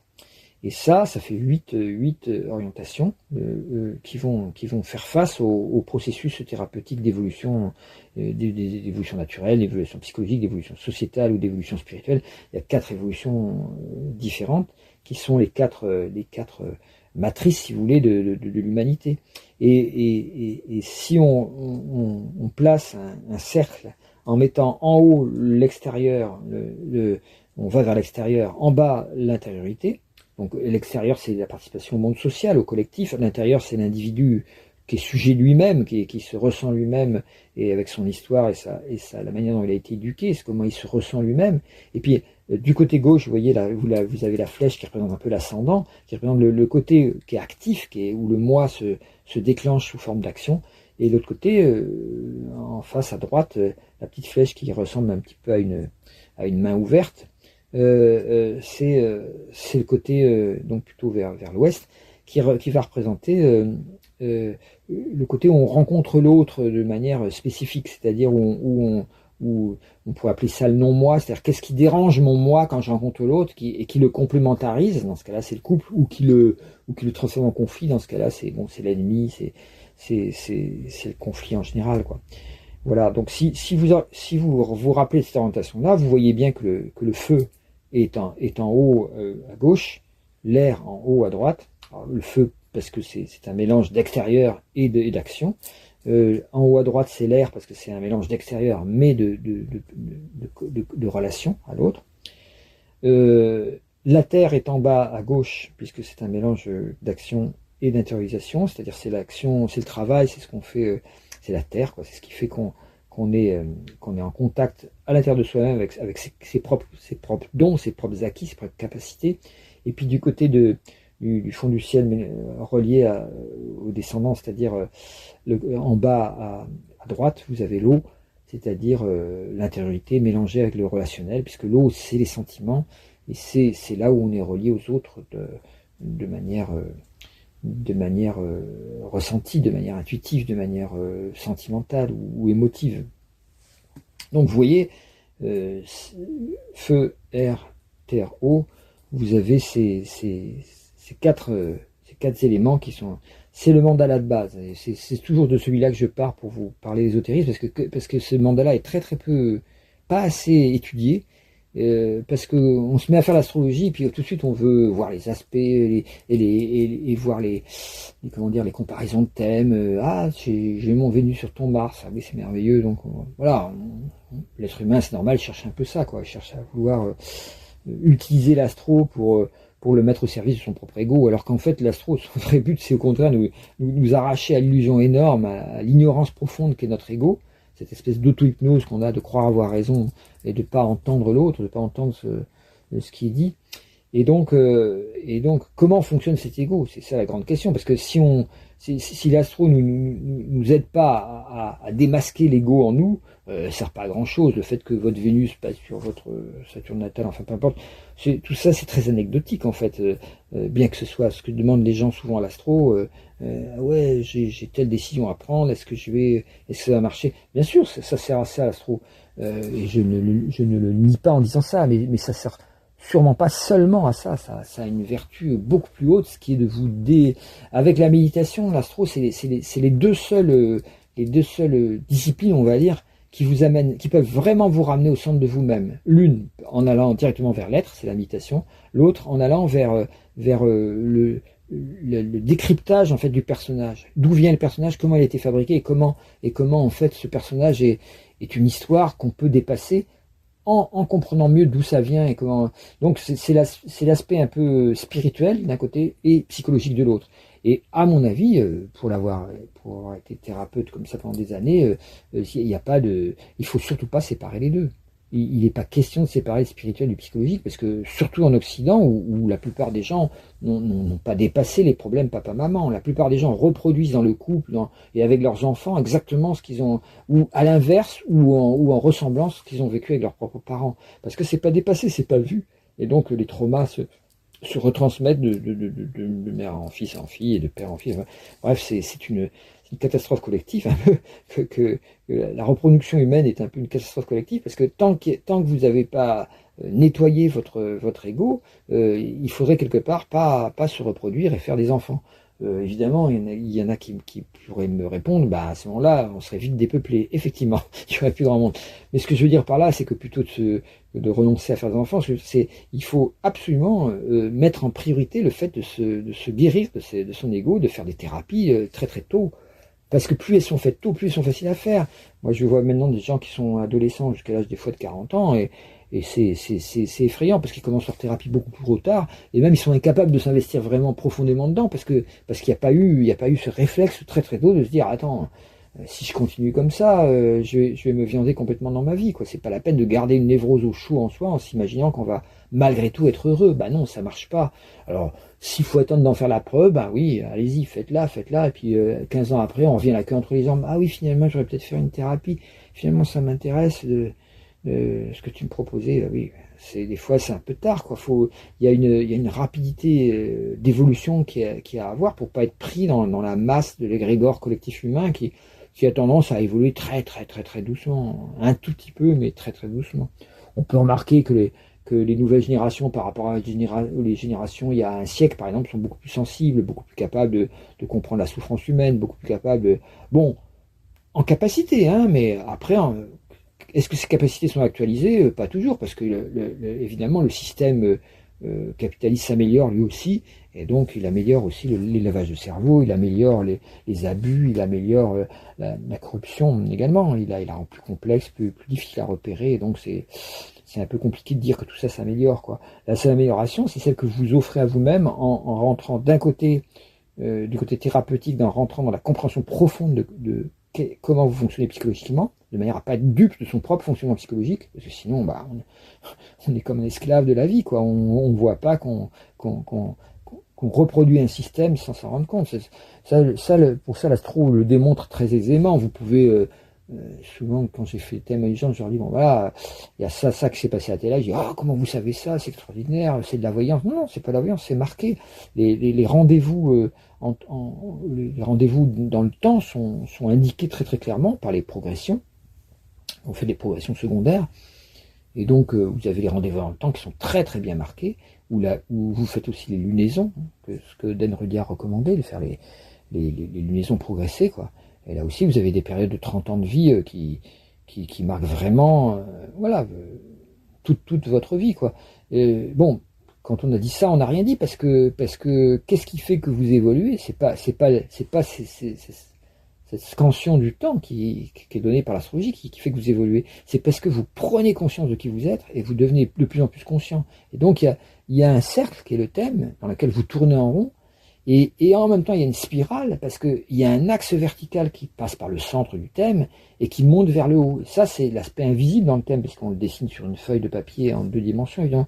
La 3e dimension, c'est comment ce thème, ça peut être une spirale dont la spire est plus ou moins grande, quoi. Si la spire est très serrée, si vous méditez pas, par exemple, la spire va être très serrée. Vous allez, à chaque fois qu'une planète va faire le tour et va revenir sur le même point, vous allez avoir tendance à répéter la même chose, le même comportement, la même trait de caractère, la même erreur relationnelle ou la même erreur affective. en disant mais pourquoi je tombe toujours sur des mecs qui sont cons pourquoi je trouve toujours sur des nanas qui sont pas du tout celles qu'il me faudrait, enfin voilà, il y a plein de gens qui se plaignent comme ça. Bah oui, mais c'est parce que vous-même vous n'avez pas vu l'auto-hypnose de votre propre ego, et donc vous répétez, la vie répète envers vous ce qu'elle a besoin de vous montrer parce que vous l'avez pas compris. Quand il y a répétition, c'est quelque chose qui n'est pas compris. Donc voilà. Donc si vous regardez sur l'écran ce mandala, vous avez une explication complète de cette auto-hypnose de l'ego, comment elle fonctionne, comment ça crée une réactivité souffrante. Hein, l'ego, on pourrait dire, c'est la peur, la réactivité souffrante, c'est la peur de vivre qui est au centre de tout, et comment ça se dispatche alors dans 4 négativités structurelles qui sont d'un côté, du côté de l'Est, l'activisme ou l'égocentrisme. Alors, on pourrait appeler ça l'identification. On s'identifie par les actes que l'on fait à ce qu'on fait. On devient ce que l'on fait, sa manière d'agir, sa manière de bouger, de se comporter. Et ça va créer cette illusion que je suis ce corps et ce boulot et ce travail que je fais, ou cette parole qui sort de ma bouche. Je suis cela. On se prend pour le personnage, on s'identifie au personnage. Et évidemment, après, ce personnage va s'agiter, il va s'activer pour faire des choses. Ça, c'est la première structure négative, c'est-à-dire on s'active énormément, croyant résoudre les problèmes par l'extérieur, alors qu'en fait, par l'extérieur, ce n'est que la conséquence du problème intérieur qui apparaît à l'extérieur. Donc, si vous essayez de résoudre un problème que à l'extérieur, évidemment, il faut aussi le résoudre un peu par l'extérieur, mais il faut trouver la source du problème, et la source est toujours à l'intérieur. Donc, elle vient de cet égocentrisme inconscient. Cette identification à moi-je, il faut que je fasse ci, il faut que je fasse ça, ou je suis porteur de ci, je suis porteur de ça. Alors en face, la structure inverse, c'est quand vous êtes tourné vers l'autre, au contraire. Ben, quand vous vous tournez vers l'autre à partir de cet égocentrisme inconscient, évidemment, vous n'êtes pas conscient de l'autre non plus. Et donc l'autre, qu'est-ce qu'il est? Ben, il m'emmerde l'autre, parce qu'il n'est pas comme moi. Donc on va le juger. On va être et on va voir moi je suis bien, hein, parce que moi je pense ça, et ce que je pense que c'est vrai. Et donc comme c'est vrai, c'est bien. Donc voilà. Et l'autre, automatiquement, il pense pas comme moi, ce con-là. Donc évidemment, c'est le con, c'est l'autre. Et là, ce que le père Antoine, qui était un grand éveillé wallon, là, un être réalisé wallon, qui a créé le mouvement, le culte antoiniste, ça s'est appelé, qui est vraiment le renouveau du christianisme pour le XXe siècle, qui est, malheureusement, l'Église est complètement passée à côté. Il a même été excommunié, c'est pour dire la bêtise de l'Église catholique. Mais bref, donc... Il a appelé ça, pour renouveler l'enseignement du Christ, il a appelé ça la vue du mal. On retrouve, c'est ce que disait le Christ aussi, hein, c'est-à-dire, si ton œil voit le mal dans ton frère, jette ton œil au loin. Bon, ça ne veut pas dire qu'il faut s'arracher l'œil non plus, faut le prendre au niveau symbolique, mais ça veut dire que la vue du mal, voir le mal, ça vient de nous, ça vient pas. Le Père Antoine disait, quand tu vois le mal chez ton frère, comment c'était la phrase, cherche-en plutôt l'origine en toi-même, et ça en sera le remède souverain. Si tu cherches l'origine de cette vue du mal en toi plutôt que dans l'autre, tu vas voir que ça vient d'un jugement, et aussitôt, dès qu'on voit son propre jugement, ça nous en libère, ça en sera le remède souverain. Le remède du mal n'est pas dans modifier l'autre à l'extérieur pour qu'il devienne quelqu'un de bien, parce que vraiment, il faut que je le corrige parce que c'est mal.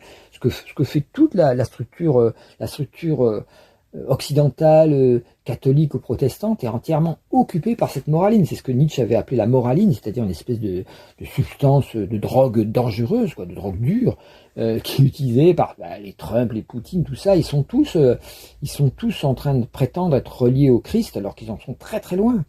Si vous lisez le livre secret de Yeshua, vous voyez le vrai enseignement du Christ, c'est pas du tout un enseignement comme ça de moraliste. Au contraire, il y a un accueil de l'autre tel qu'il est, avec ses problèmes, voilà, et on l'accueille tel que.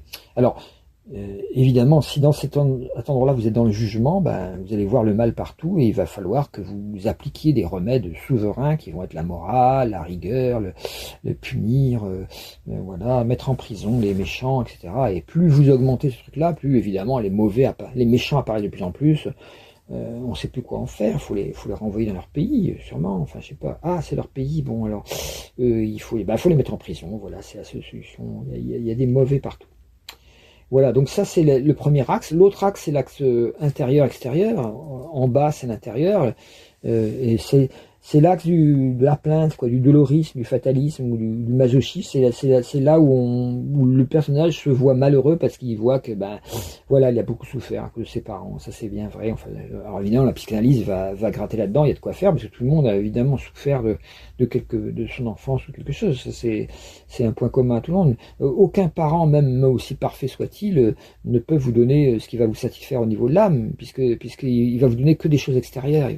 Si, l'amour d'une mère ou d'un père profond, ressenti, mais est-ce que l'enfant, il ressent vraiment ça? Oui, il le reçoit en profondeur, mais est-ce qu'il le ressent en tant que ça? Non, l'enfant est fondamentalement venu il est égocentrique. Donc, cette idée de vouloir élever les enfants sans se rendre compte que c'est des égocentrismes sur pattes, est extrêmement dangereux, parce que ça empêche justement de voir le rôle du parent qui est de les éduquer et de les guider, pas il faut que tout leur soit donné parce qu'il faut qu'ils soient heureux, pas comme moi qui étais malheureux. Mais si vous voulez les éduquer comme ça, vous allez les rendre malheureux forcément, puisqu'ils n'auront pas de limite et ils la chercheront cette limite. Donc on voit la surprise de parents très très cool comme ça qui voient après leur enfant devenir des voyous assez agressifs. Bah oui, parce qu'ils leur ont pas donné de limite, donc le gamin après il cherche des limites en se confrontant au pouvoir, à la peur. Il va devenir militaire ou gangster ou délinquant, peu importe, ou drogué parce qu'il a besoin de trouver cette limite, tout simplement.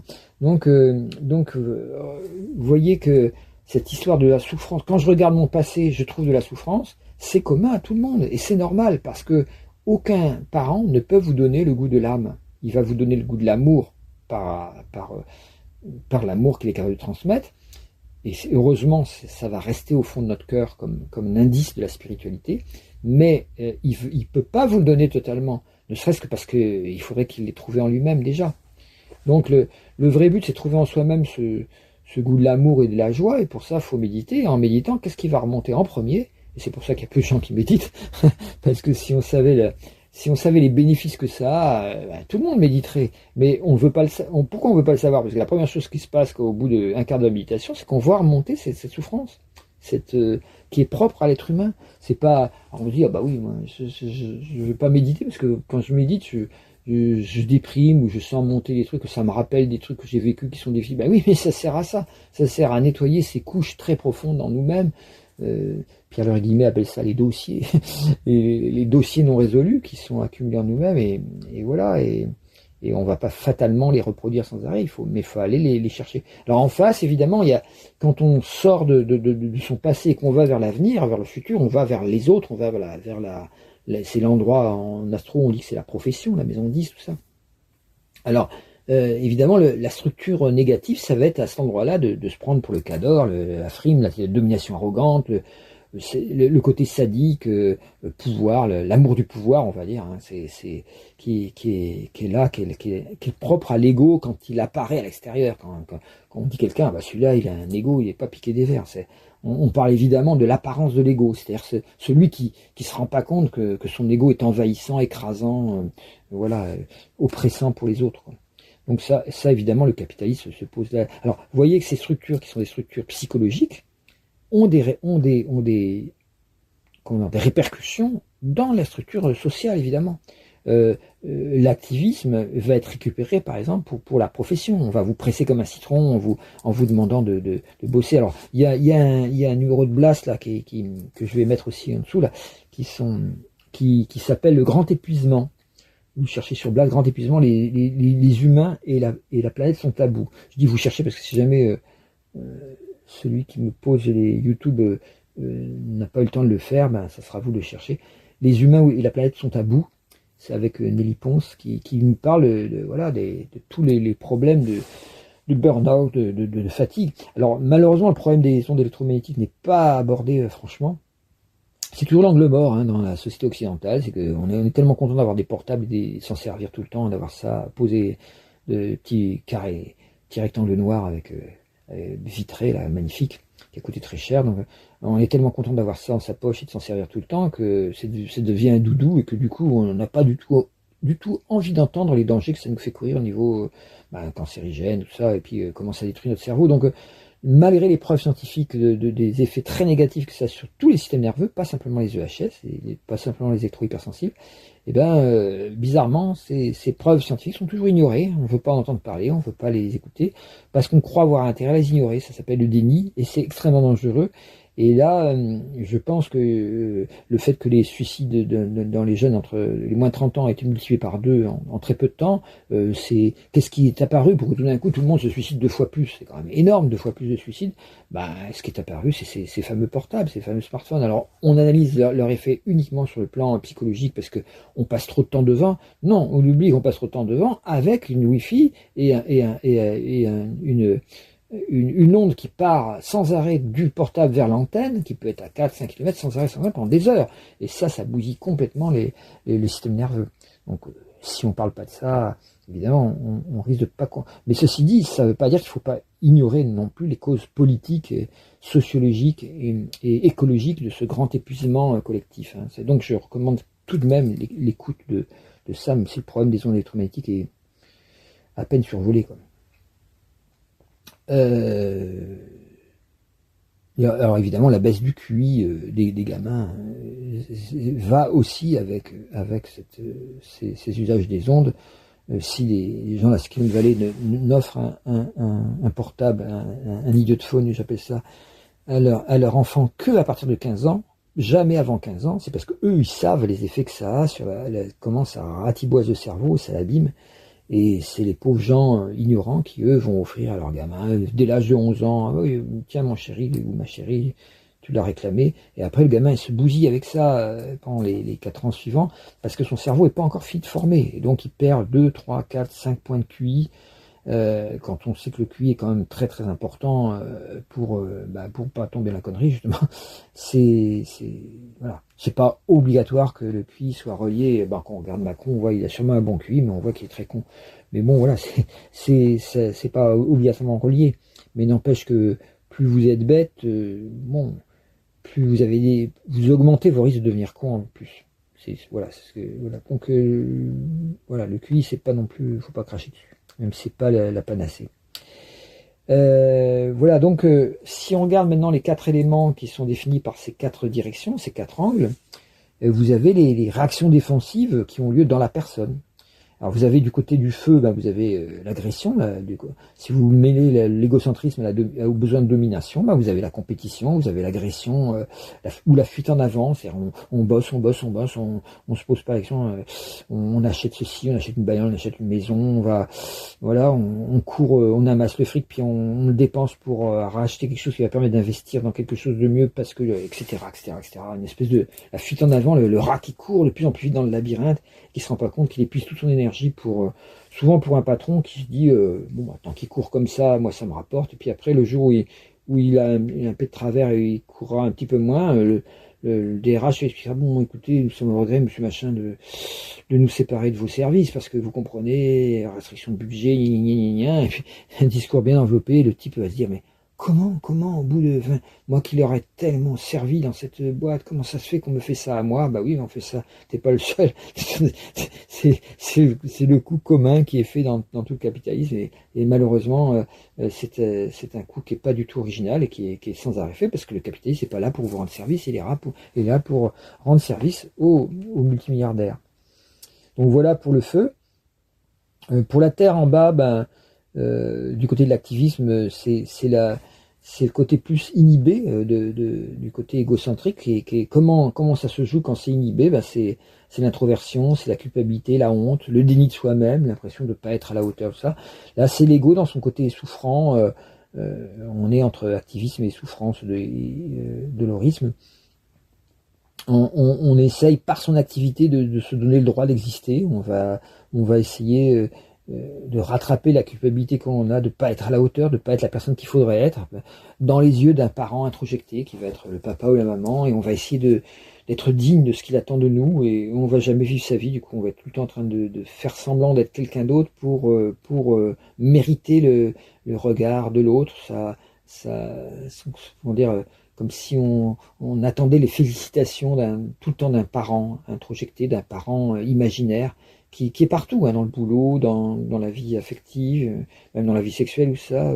Parce que on trouve ça des fois chez les femmes, même dans leur vie sexuelle, de nier des fois leurs propres désirs, leurs propres besoins pour être à la hauteur être bonne, quoi. Comme on dit, voilà. Donc ça vient souvent de culpabilité, hein. On va les retrouver, alors comme on est sous le niveau de l'horizon là, c'est assez courant dans le féminin, alors que le côté agressif c'est assez courant dans le masculin. On a un peu les deux modèles, feu et terre, les deux modèles d'ego-yang, ego-yang et ego-yin, je veux dire.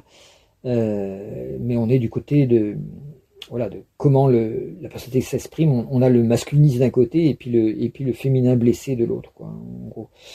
Alors maintenant, si on passe du côté de la relation à l'autre, hein, de l'autre côté, on a l'air en haut qui représente. Alors on va plutôt aller en bas, toujours pour rester dans le féminin, en dessous. On a l'aspect l'eau négatif, hein, c'est quand on mélange le jugement avec le dolorisme, hein, eh ben on a les projections, ce qu'on appelle en psychologie, en psychothérapie, on appelle ça les transferts. Quand la personne a tellement peur de l'autre, dû à souvent une enfance malheureuse où les parents n'ont pas joué le rôle qu'ils auraient dû jouer, de protecteur, rassurant, sécurisant. Bon bah il y a une peur qui est là et on va juger l'autre sans s'en rendre compte par le fait qu'on va projeter. Alors c'est pas le jugement direct de l'autre parce qu'il a fait ci ou qu'il a fait ça. Là c'est carrément imaginaire, quoi. Là, on va projeter sur sa propre peur qui vient comme j'ai dit, de l'enfance. On va la projeter sur l'autre ou ce qui s'est projeté sur un thérapeute, ça s'appelle le transfert. On va transférer sur la personne du thérapeute l'image intériorisée du parent ou des deux parents qui nous ont fait souffrir. Alors on le projette, et évidemment quand on fait cette projection, comme c'est uniquement imaginaire, ça va permettre au thérapeute de la repérer, de la faire repérer pour le patient, pour le consultant, je veux dire, et en lui faisant repérer, s'il y a une intention juste du patient de vouloir guérir, il va immédiatement voir qu'effectivement ça vient de lui et non pas que ce qui se raconte sur l'autre, sur le thérapeute ou ça, n'existe pas en fait. C'est lui qui l'a inventé. Bon, évidemment, il faut un peu d'humilité pour accepter de voir ça, parce que ça fait drôle sur le coup. Mais si on a vraiment l'intention d'évoluer, de grandir et d'aller vers l'âme et d'avoir un moi équilibré, ou même simplement dans l'intention d'être heureux, il faut se débarrasser de toutes ces projections. Et donc, quand on voit la projection, aussitôt, elle fait retour sur soi-même. On voit que on a projeté comme sur un miroir une image qui est en réalité soi-même. L'être malfaisant qu'on voit en face, eh ben c'était un miroir. C'était voilà. Donc c'est pas la peine comme font les gorilles devant un miroir, de taper très fort sur la poitrine pour faire peur à ce qu'il croit être en face un mâle dominant aussi fort que lui et qu'il a peur d'être toujours le bug humain qu'on trouve qui vient du monde animal, qu'il a peur d'être mis en compétition avec quelqu'un qui pourrait lui prendre sa place auprès des femelles. Alors il va se mettre devant la glace, ça, jusqu'à ce que... Alors c'est pas les gros mâles qui font ça, c'est souvent les femelles qui sont plus intelligentes, elles vont devant la glace, puis comme elles n'ont pas ce truc de compétition, elles vont dire tiens mais ça fait la même chose que moi, et elles vont réfléchir, puis on va aller voir derrière la glace pour voir si quelqu'un, puis après il y a personne, et là ils vont comprendre que c'est un reflet. Donc c'est le stade du miroir qui est appelé par les psychologues Piaget le stade du début de la conscience du moi. Il apparaît chez les singes, il apparaît chez les ménates, chez les oiseaux, les corbeaux, ceux qui sont les pics, sont très intelligents. Ils comprennent en fait que ce qui est en face c'est une image.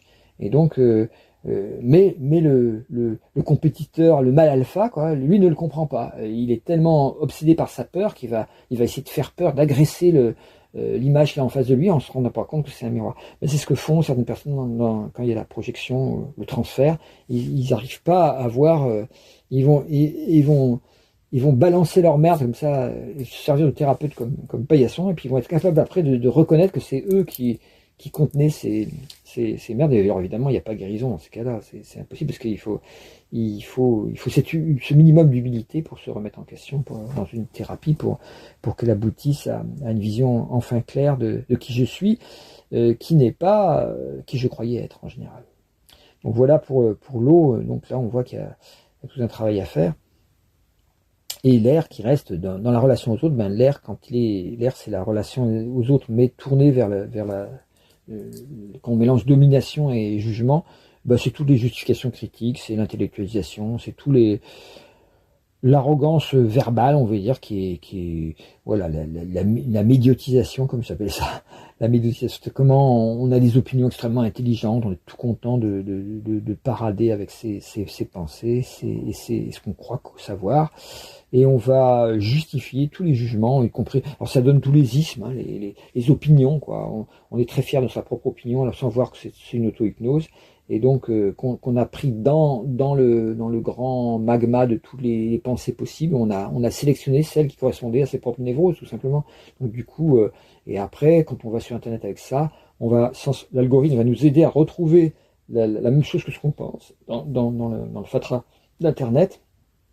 Et ce système qui existait déjà dans le domaine de la pensée humaine, c'est-à-dire comment on aime rencontrer ceux qui pensent comme nous et on a tendance à ne pas aimer, à juger négativement ceux qui pensent pas comme nous, à les juger comme cons, comme on disait tout à l'heure. Psychologie de la connerie, c'est un livre qu'il faut lire apparemment. Je l'ai pas lu encore, mais ça a l'air d'actualité. Donc, ben voilà. Donc ça, c'est un peu ce problème de l'autre qui est vu comme négatif et que ça va être justifié. Alors tous les ismes sont comme ça. Tous les mots qui finissent par isme sont cette espèce d'adhérence à une opinion qui a été fabriquée des fois par ces boucles d'internet qui vous font croire qu'il y a beaucoup de gens qui pensent comme vous. Le fou, le Finlandais qui avait tué 80 personnes sur une île où il y avait un rassemblement d'écolos et d'humanitaires, tout ça, qui voulait changer le monde et tout ça, il a dit « Ah là là, c'est des salauds de gauchistes ». Il est allé avec une mitrailleuse, il a tué tout le monde, et il a dit à son procès qu'il était persuadé qu'il avait fait ce que tout le monde rêvait de faire, puisque quand il allait sur Internet, il ne rencontrait que des gens qui pensaient comme lui. Et il ne se rendait pas compte que l'algorithme ne faisait rencontrer que des fachos comme lui. Donc il avait fait ce que les fachos pensent, mais pas ce que tout le monde... Lui, dans sa tête, c'était 90% des gens que je rencontre sur Internet sont pour bousiller tous les gauchistes, tous les écolos, tous les woke, tout ça, il faut les abattre, quoi. Donc il avait répondu à l'appel, c'est tout, hein. C'était normal, puisque la grande majorité de la population n'était pas entendue, et la grande majorité de la population voulait tuer tous les écologistes. Voilà, donc ça c'est comment l'Internet augmente encore le délire qu'on a naturellement en tant qu'être humain avec autrui. Voilà, donc quand vous regardez tout ça, vous voyez que comment l'ego oscille entre d'un côté l'égocentrisme d'un côté qui nous enferme en nous-mêmes, de l'autre côté les jugements qui nous enferment dans des visions de l'autre qui sont totalement illusoires. À chaque fois que vous jugez, à chaque fois que vous... Alors, le jugement va augmenter quand vous faites du commérage, hein, quand vous parlez sur quelqu'un. Là, dans le bouddhisme, c'est vu comme quelque chose qui est une source de mots égotiques sans fin, c'est parler sur quelqu'un sans qu'il soit là en négatif. Alors, les Français étant un signe de la Vierge, et la Vierge adore le commérage. Donc, les commères, le français, ouais, c'est des commères, c'est des concierges, quoi. Donc, à chaque fois que vous faites ça, que vous parlez sur quelqu'un en négatif, vous êtes en train de juger, et comme l'autre est pas là, alors on peut le faire, hein, si l'autre est là en face, on peut dire, alors ça c'est plus risqué évidemment, c'est pour ça qu'il faut le faire à ce moment-là, parce que c'est plus risqué, on peut dire, ben là, je suis pas d'accord avec toi parce que, voilà, on explique, quoi. Évidemment, l'autre, il va vous répondre, bah non, mais c'est pas du tout ça, et là, on va être remis en question. Donc c'est pour ça que les gens préfèrent faire des commérages pendant que les personnes ne sont pas là, plutôt que quand ils sont là, parce que quand ils sont là, évidemment, l'autre va répondre. Et quand il répond, il va expliquer pourquoi il pense comme ça, et on va être obligé de se remettre en question. Mais lui aussi va être obligé de se remettre en question. Et là, ça devient positif. Mais notre jugement est confronté à la réalité. Ah tiens, ah oui, j'ai cru que tu avais fait ça parce que tu pensais que... Ah non, pas du tout, j'ai fait ça parce que il y avait une autre raison. Ah d'accord, ah excuse-moi. Du coup, on se rend compte qu'on a mal jugé. On va voir le mal en soi à ce moment-là, on va voir, ah c'est moi qui suis parti dans une direction mauvaise parce que j'ai mal jugé, et donc le jugement va se retourner vers nous-mêmes. Alors faut surtout pas que ça devienne de la culpabilité, comme on a vu, sinon on retourne dans la honte, la culpabilité. Oh, qu'est-ce que je suis con, dire que j'ai pensé ça, oh c'est mal. Bon, si on retourne le mal sur soi-même, évidemment la culpabilité augmente, et après va nous obliger à agir, suragir, surréagir pour compenser le fait que je suis quelqu'un de mauvais, et évidemment ça marche pas. Voilà, je voulais vous parler un peu de la Vierge sur ce plan, comme ça, avec ce mandala. Alors ces mandalas, ils s'utilisent comme ça. Le mandala, le point d'équilibre c'est sur le centre. Donc vous devez. Alors c'est un mandala uniquement négatif, hein, puisque c'est celui de l'ego. Je rappelle que l'ego, c'est la partie négative du moi. C'est la partie qui est centrée autour de la peur, en fait, de la peur, soit du désir de domination, soit du désir d'être dominé d'un côté, puis soit vers l'identification, soit vers la projection, le jugement de l'autre. Voilà, c'est l'ego est construit de ces 4 directions comme ça. Mais en fait, c'est une immaturité du moi. Quand le moi est mieux construit socialement, la partie peur et autodéfense de l'ego diminue. Il devient moins parano, on va dire, moins en autodéfense, moins en train de et il devient plus ouvert à l'autre, plus tranquille, quoi. Et quand il est plus tranquille, le moi, il s'aperçoit que c'est ce qui se passe dans le développement personnel. Les gens qui font des stages de développement personnel, bon, ils deviennent plus harmonieux, plus en relation, plus capables de dire ce qu'ils pensent à l'autre en face et d'avoir des dialogues constructifs, non violents. Ça s'appelle la communication non violente, par exemple la CNV. Comme ça, on apprend à dire je sens que quand tu dis ça, je me sens pas bien. Est-ce que tu peux tenir compte que moi ça me fait du mal quand tu dis voilà, on va parler de soi, on va dire ce qu'on ressent, l'autre va dire ah d'accord, je savais pas, tout ça s'harmonise quoi, et le moi devient mieux construit. Quand le moi devient mieux construit, plus inspiré directement par une force d'évolution qui est naturelle quoi, qui est plus on va plus facilement dire, faire, penser directement à partir de soi-même, moins à partir de jugement, de conditionnement, de l'opinion des autres, on s'en fout, on est soi-même, quoi, on est plus créatif avec soi-même quand c'est comme ça. Et quand ce moi plus créatif, plus sûr de lui apparaît, donc c'est un stade, hein, et il est nécessaire, ben, c'est ce que Robineau appelait ça le moi et l'ami et le moi et l'ennemi. Mais d'abord le moi et l'ami. Et quand il est devenu l'ami, on s'aperçoit, c'est ce qui arrive à des gens qui ont fait du développement personnel pendant des années, tiens, c'est marrant, malgré que mon moi soit plus harmonieux, je suis toujours pas heureux ou heureuse. Et donc là, il y a une petite puce à l'oreille qui commence à se mettre, qui dit mais attends, comment ça se fait que voilà, je suis harmonieux, je rencontre les gens de manière sympathique, je suis quelqu'un qui est reconnu dans son métier, qui a peut-être eu un couple ou des enfants, enfin voilà, tout ce qu'il faut entre guillemets. La panoplie, la bagnole, le frigidaire, tout ça, qu'il faut pour être heureux, soi-disant, d'après la société, et je suis pas heureux. Ah, merde. Et je m'emmerde, carrément. Alors, soit on va redémarrer dans l'activisme et partir avec un sac à dos, comme il y en a qui sont partis acheter des cigarettes et qui sont jamais revenus, quoi, parce qu'ils ont voulu tout d'un coup se débarrasser de leur vie. Ça arrive, hein, des gens, hein, tout d'un coup, ils disent, mais c'est quoi ma vie, j'en veux plus. Ils prennent un sac à dos et tout d'un coup, ils partent au Brésil, n'importe où, et puis, ils essayent de vivre une autre vie, mais on n'échappe pas à soi-même. Donc la vraie clé, évidemment, c'est l'habitation, c'est quand on découvre que ce qui a été vécu jusque-là, c'est le personnage, le moi, et que quelque chose attend au fond de nous, qu'on appelle l'âme, et que c'est ça le véritable dualité dans le moi, c'est entre l'ego, qui est le résultat de nos peurs et de nos conditionnements, et l'âme de l'autre côté, qui est l'être qui s'est déjà incarné plusieurs fois et qui contient un schéma d'évolution, un plan d'évolution très profond, et qu'on rencontre très rarement malheureusement dans notre société, dans des sociétés plus spirituelles, et on va rechercher ça. Mais bon, quelles sont les sociétés maintenant qui sont spirituelles? Il n'y en a presque plus, hein, mais les anciens pays qui avaient des religions bien établies sont devenus des religions presque totalitaires, presque partout, donc on peut pas dire que voilà, à la limite, on va plus se retrouver en Californie une religion plus spirituelle que je sais pas, en Iran ou en Inde ou dans les pays voilà, traditionnellement, anciennement très spirituels, ou en Égypte. Je vous fais pas de dessin, quoi, quand c'est au contraire ces endroits qui sont devenus des enfers maintenant presque.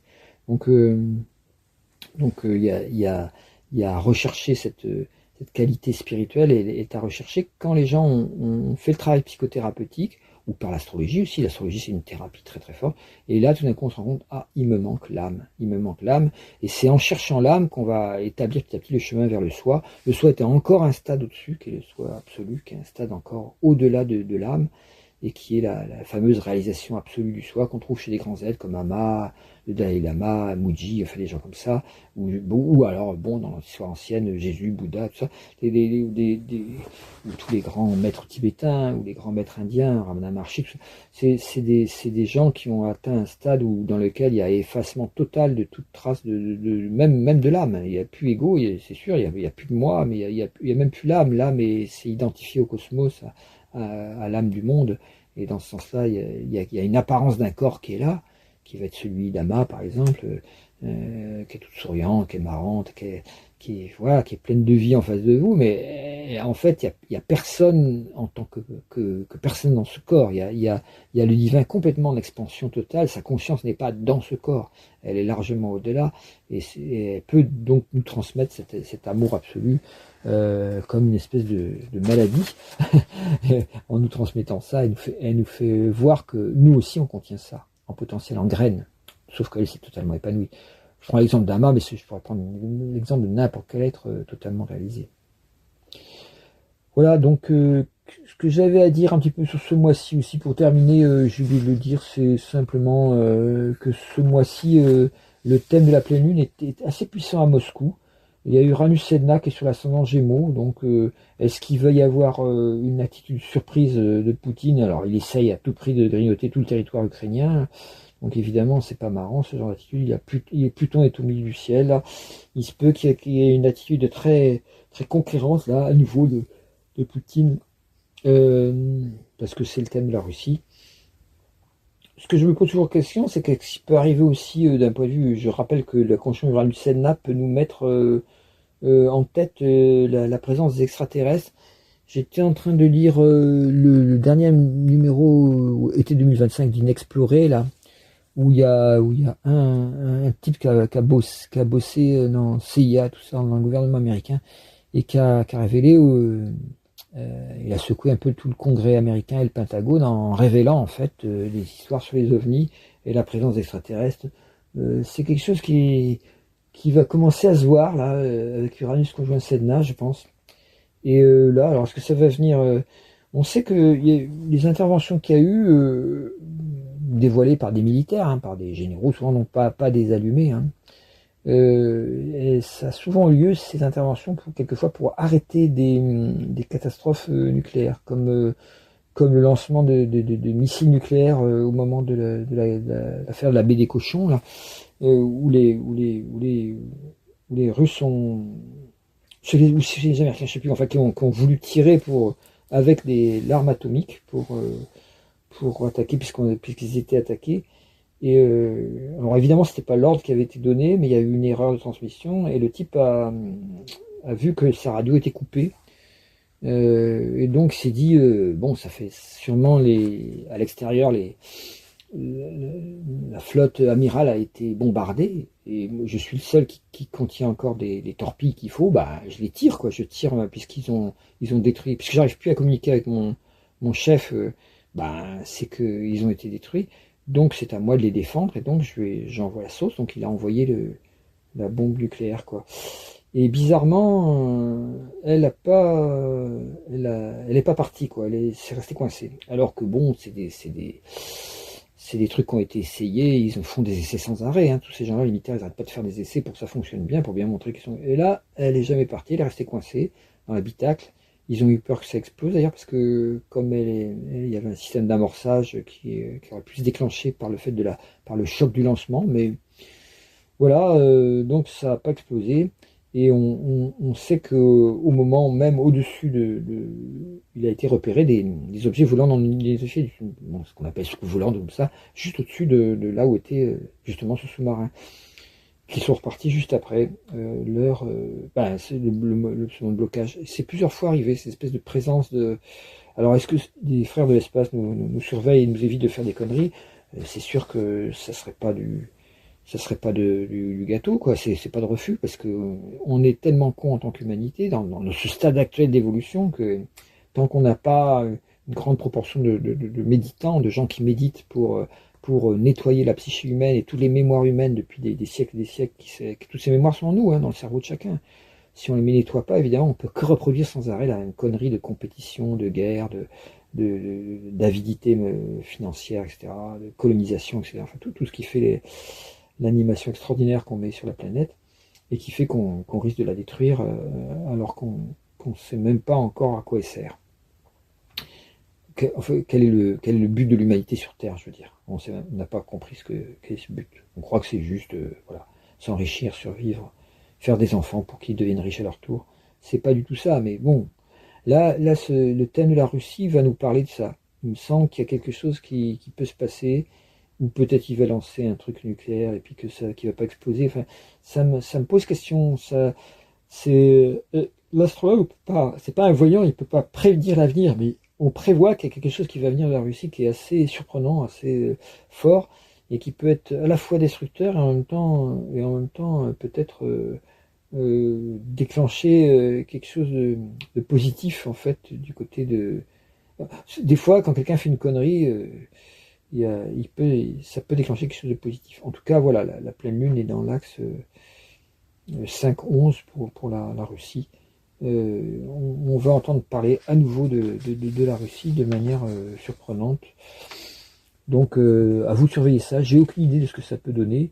Simplement, cet Uranus Sedna l'ascendant indique quelque chose de totalement nouveau, quoi. Est-ce que c'est une arme nouvelle? Est-ce que c'est quelque chose qui, justement, est tiré d'une technologie extraterrestre? Ça m'étonnerait quand même, parce que si jamais il y avait une technologie extraterrestre qui était du côté d'un quelconque pays, ça serait la catastrophe, dans le sens que il aurait la main mise sur le monde très, très facilement. Bon, je pense pas que ça soit ça. C'est plutôt, je pense, quelque chose qui peut faire penser à ça, qui peut faire penser à une force extraordinaire. Ouais. Voilà. Quant aux États-Unis, bon, pour la France, j'ai dit que c'était vraiment un mois très important pour la France, comme si le peuple français se renaissait en tant que peuple démocratique grâce ce mois-ci. Et puis pour Washington, il n'y a rien qui sort de spécial. La pleine lune est en l'axe 9-3. Ça va être, il va y avoir des discours, quoi. Il va y avoir de la parole, beaucoup. Et on peut voir que donc là, je pense qu'il y a une parole aux démocrates. C'est là que c'est intercepté aux États-Unis. C'est comme s'il y avait d'un côté le pouvoir moraliste d'un Trump qui est envoyé du Christ, c'est bien connu. Et de l'autre côté, la réaction des démocrates, qui sont pas tout roses non plus, hein, je suis pas du tout de ce point de vue-là, mais qui ont quand même l'avantage de vouloir défendre un peu plus que Trump les instances démocratiques et puis les droits des gens, quoi. Donc, faut quand même pas tout mettre dans le même panier. Il y en a certains qui mettent, ouais, j'ai entendu des fois des trucs sur Poutine, Zelensky, oui, c'est bonnet blanc et blanc bonnet. Non, faut pas déconner. D'un côté, il y a une démocratie, il y a quelqu'un qui essaye de défendre son pays, qui a été envahi par un envahisseur extrêmement agressif. Ça ressemble vraiment à la situation de la France avec les nazis. Non, De Gaulle et Hitler, c'est pas à mettre dans le même panier. Il y a quand même si, évidemment, De Gaulle n'était pas idéal, c'était un grand type assez arrogant, hein, mais n'empêche qu'il a fait ce qu'il fallait pour sauver la France à ce moment-là. Bon, Zelensky, c'est pareil, c'est un type qui peut... il faut avoir un certain pouvoir personnel assez puissant pour devenir un président. Bon, est-ce qu'il y a du côté du positif par rapport à des gens comme Macron, Trump ou Poutine? Je le mets pas dans la catégorie des cavaliers de l'apocalypse pour moi. Alors que Poutine y est, Netanyahou et l'imam Khamenei y sont, voilà, Xi Jinping, Macron, Trump, tout ça, c'est les cavaliers d'Apocalypse, sont là, c'est quatre systèmes différents. Le système totalitaire, feu, chinois, représenté un peu par la Chine, mais pas que par la Chine, hein. Le système financier représenté surtout par les États-Unis, le système un peu de scientiste médical qui est représenté par la France, plus par la France, mais pas dans d'autres pays évidemment aussi, et le système sectaire, le système archaïque religieux, quoi, ce qui fait que la religion enferme les gens dans les archaïsmes et les étouffe. C'est le système Israël-Iran, hein, le couple infernal qui est devenu infernal en ce moment parce que Israël autrefois pouvait être vu comme une bonne idée, et puis au fur et à mesure c'est devenu une espèce de fascisme soutenu par le porte-avions américain, quoi, au Moyen-Orient, tout simplement. Voilà.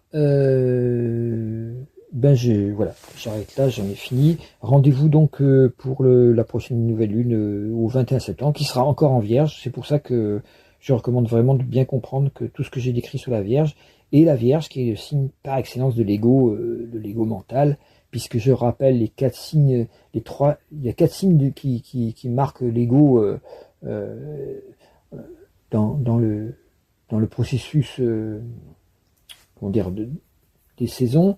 Il y a le Gémeaux dans le sens que la force de jour est au maximal, donc c'est un signe qui se prend vraiment pour son propre mental, donc l'auto-hypnose mentale est très forte en Gémeaux, ce qui fait que on va essayer d'absorber plein d'informations avec le Gémeaux, mais des fois on ne sait pas du tout les synthétiser, quoi. C'est ce qui fait la bêtise du Gémeaux, qui peut le rendre très égocentrique sans qu'il s'en rende compte. Le Cancer, c'est un égocentrisme d'eau, donc on est plus dans le côté la peur, la protection. On a tendance à pas oser sortir de ses propres conditionnements, on va les répéter, surtout autour de la nourriture, hein. On va toujours manger le beefsteak puré que me faisait maman toute sa vie, on va, même si on doit en crever d'un cancer, non, c'est pareil, on continue, parce qu'il n'y a pas d'essai d'expérimenter autre chose, il y a une peur de sortir des sentiers battus. Donc là, on a l'ego au sens coq, œuf de protection, œuf sécuritaire, haut, quoi. Après, il y a l'ego lion, qui est un ego fort, donc là, qui va plutôt correspondre avec le feu au côté l'ego qui se voit agressif, dominateur, quoi. C'est moi que v'là, le côté Bernard Tapie, quoi, tu vois, c'est des trucs ou Bolloré, tout ça, c'est des gens qui sont d'une arrogance incroyable et qui sont sûrs d'avoir raison, et puis voilà, et qui veulent tout réussir, et qui sont prêts à magouiller pour avoir le pouvoir, quoi. Ça, c'est voilà. Donc le lion, je rappelle que la plupart de ceux qui quittent le pouvoir, ils ont du lion, hein. Marine Le Pen, il est lion, Mélenchon, il est lion, Macron a Mars rétrograde en lion, Trump a Mars en lion aussi, enfin, etc. Voilà, le lion, on va le retrouver presque partout, dans presque tous les... Même des gens, ouais, à partir du moment où vous voulez avoir le pouvoir politique, le signe du lion est presque logique, quoi. Et puis le dernier signe qui est terre, qui est de l'ego, c'est la fin de l'été, quoi. C'est les 3 signes d'été. Le signe qui vient avant l'été, la fin de printemps, le Gémeaux, et puis le signe qui est la fin de l'été. L'été étant vraiment voué à comment on construit sa personnalité dans les yeux, dans le regard de l'autre, quoi. On est très intéressé par soi-même, mais dans le regard de l'autre. Donc c'est le personnage, quoi. Donc le signe qui... Alors ça veut pas dire que les autres signes n'ont pas de personnage, hein, c'est pas ça que je veux dire. J'essaie de montrer à quel endroit... De toute façon, vous avez les 12 signes du zodiaque dans votre thème. Donc vous avez quelque part ces 3 signes-là, on construit quelque chose dans votre thème, même si vous n'avez pas le soleil à ce moment-là. Il faut bien se rappeler que chaque signe continue à produire son effet, même s'il n'y a pas de planète dedans, là où il est dans votre thème. Donc le dernier signe de l'été, c'est la Vierge, fin de l'été, donc là où on est en ce moment. Et là, on pourrait dire c'est terre, donc c'est l'endroit où en fait l'ego va se réfugier à l'intérieur, comme en cancer, mais sous une forme mentale, sous une forme mentalisée, sous une forme analytique. Donc c'est le jugement, c'est justement un jugement de soi-même ou de l'autre, culpabilité ou au contraire moraline, quoi. C'est-à-dire ces gens-là ne devraient pas se comporter comme ça. Moi, je le sais parce que j'ai étudié ci ou j'ai étudié ça. Donc il y a une espèce d'orgueil lié au diplôme, lié à ce qu'on sait, au journal qu'on a lu. On va répéter ce que va dire notre présentateur préféré ou notre philosophe préféré. On va se glorifier à la terrasse du café en répétant une théorie qu'on a lue quelque part sur Internet. Enfin voilà, là actuellement ça bat son plein, hein, à cause d'Internet. Ce genre de comportement bat son plein et les gens sont très fiers de revendiquer une pensée qui n'est pas du tout la leur. Plus personne ne sait penser par soi-même maintenant. Moi ça m'effraie. Mais bon, je veux dire, par l'astro on peut apprendre vraiment à penser par soi-même, mais bon, qui étudie l'astro, maintenant plus personne n'a le temps. Par contre, on a le temps de répéter des conneries qu'on a entendues sur Internet, faire des copier-coller, j'appelle ça des copier-coller entre des bouts d'Internet pris à droite à gauche, et du coup, quand c'est collé ensemble, ça n'a plus aucune cohérence. Il n'y a pas de... La vraie pensée, de penser par soi-même, ça crée une cohérence, quoi. Si je fais ce que je dis ce que je pense ce que je fais, de cette cohérence assumée va naître la vérité et la clarté de la conscience. C'est ma devise. Je la répète. Mais voilà. Et donc, si vous fonctionnez comme ça, évidemment, cette cohérence assumée va faire que le jugement va pas être négatif. Il va se transformer en discernement. C'est le vrai signe de la Vierge, c'est le discernement. Mais bon, si on se contente de copier-coller, de bouts de pensée pris à droite à gauche sans qu'il y ait de cohérence, interne, sans qu'il y ait d'essai d'être honnête et cohérent avec soi-même aussi, c'est-à-dire de oui, faire ce qu'on dit, quoi. C'est voilà. Eh bien, évidemment, ça fait le macronisme. Hein. C'est les Français étant un pays vierge, ils ont pris quelqu'un qui a un Saturne rétrograde en Vierge et qui a donc une névrose liée à la Vierge, donc qui est complètement cet ego fermé, arrogant et voilà, très matu vu, très je fais des discours et j'y crois, quoi. Très voilà, c'est mon opinion et je la partage, comme on dit. Voilà, c'est donc on peut très fortement être très mécontent du monsieur Macron, d'Emmanuel, là, ça, oh là là, il m'énerve, oui, mais il est exactement le type de gouvernant qui correspond à une certaine mentalité française, qui est, voilà, celle des terrasses de bistrot ou des matu-vus qui racontent leur...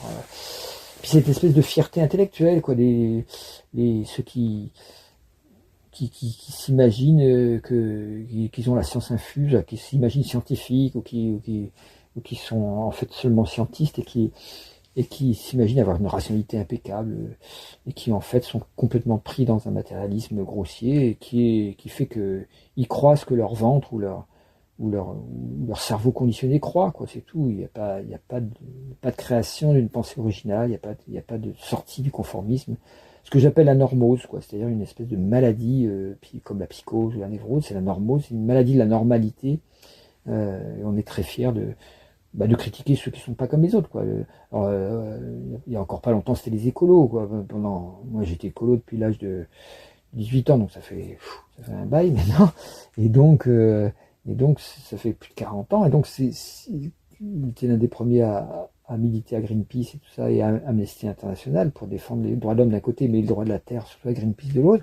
Bon, on est passé pendant 40 ans pour des imbéciles, les écolos. Bon, mais maintenant, on se rend compte à l'échelon qui va dire, ah, ils avaient raison. Alors, est-ce qu'on dit, ah, ils avaient raison? Ah non, surtout pas, parce que ça nous arracherait la gueule de dire qu'ils avaient raison. Alors, on va dire, oui, d'accord, mais bon, ils savaient pas comment faire, eux non plus, nous non plus, on sait pas. Enfin, voilà, on va se tartiner des tas de bêtises pour justifier le fait qu'on a rejeté pendant des décennies les solutions au moment où c'était le moment de les prendre, parce qu'on avait besoin de casser du sucre sur le dos, soit des écolos, soit des arabes, il y a toujours quelqu'un, ça c'est la Vierge, hein, toujours trouver quelqu'un, un bouc émissaire à sa moraline, quoi.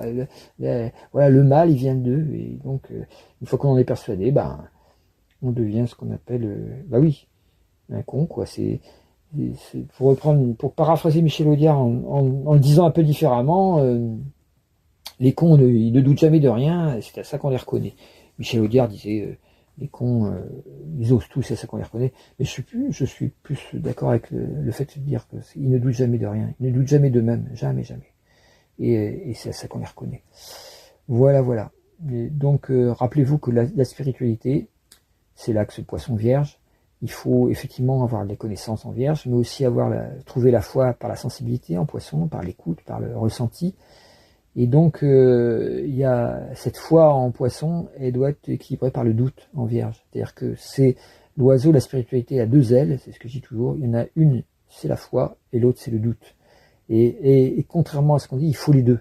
Parce que le doute doit être du côté de l'ego, je dois douter de mon ego, de ce que je crois, de ce que croient mes conditionnements, mes croyances, comment j'ai été construit en fait par les autres, par mes parents, par l'éducation, par mon pays, par ce qu'on m'a dit qui était vrai, voilà, tout ça, j'ai été construit par ça. Faut pouvoir douter de soi. Par contre, du côté de l'âme, de l'intériorité, du poisson, faut avoir une foi, faut apprendre à avoir une foi de plus en plus complète. Et la foi, c'est pas la croyance. Le père Antoine, encore lui, disait, la foi est l'opposé de la croyance. Au contraire, les croyances, c'est justement ce dont il faut douter. Hein, c'est ce qui est construit par le mental humain. Alors que la foi, c'est quelque chose qui vient quand on comprend, quand on lit la prophétie des anges, on comprend, c'est que tous les événements qui nous arrivent, les gens qu'on rencontre, ça a un sens. Ça nous indique quelque chose. Ça n'arrive jamais par hasard. C'est-à-dire, on se met à rencontrer dans la prophétie des anges, on nous dit, il n'y a pas de coïncidence. Les hasards nous parlent de quelque chose qui est en nous et qui vient à notre rencontre comme par hasard à ce moment-là, voilà. Et donc, ça peut être des rencontres d'un livre, ça peut être des rencontres d'une personne, ça peut être des rencontres d'une nouvelle discipline qu'on découvre. Et ces rencontres extraordinaires que l'on fait, c'est vraiment, c'est ça qui va nous donner la foi, qui va nous montrer que le monde fonctionne pas selon le matérialisme qu'on nous a enseigné avec le hasard, la nécessité, toutes un peu les conneries scientifiques qu'on nous a appris, enfin, qui sont à démonter. Là, j'ai pas le temps de les démonter, mais c'est vraiment, c'est pas comme ça que ça fonctionne. Et quand on voit, faut lire toujours le bouquin Convergence, l'ultime convergence, hein, de Jocelyn Morisson, que je conseille toujours aux gens qui ont un esprit scientifique, tout simplement pour qu'ils sortent de la science-scientisme, qui est un peu l'inquisition catho à l'époque de Galilée. C'est la même chose, hein, c'est un truc, c'est une fermeture d'esprit totale. Pour sortir de ça, il faut voir toutes les expériences scientifiques qui ont été faites. Et Jocelyn Morisson travaille beaucoup là-dessus, hein, et le premier à lire, c'est ça, c'est l'émergence, l'ultime convergence. Puis après, il y a le dernier bouquin qu'il a fait qui parle de l'univers, l'univers esprit. Je sais plus comment il s'appelle. Enfin bref, je me rappelle plus du titre, mais c'est des livres qui nous montrent que bon, on en est maintenant à un stade où il faut sortir du scientisme et rentrer dans une nouvelle rationalité. Faut pas quitter la rationalité, la méthode scientifique est toujours valable, mais en appliquant la méthode scientifique au domaine intérieur, psychologique, au domaine spirituel et astrologique, tout ça, on trouve une nouvelle manière, les quantas, la physique quantique, tout ça, mais tout ça, ça nous a dit, c'est Philippe Guillemant qui parle pas mal de ça, de ce rapport entre une science qui toucherait en fait le psychisme de manière à le faire évoluer aussi, faire une nouvelle conception de l'univers.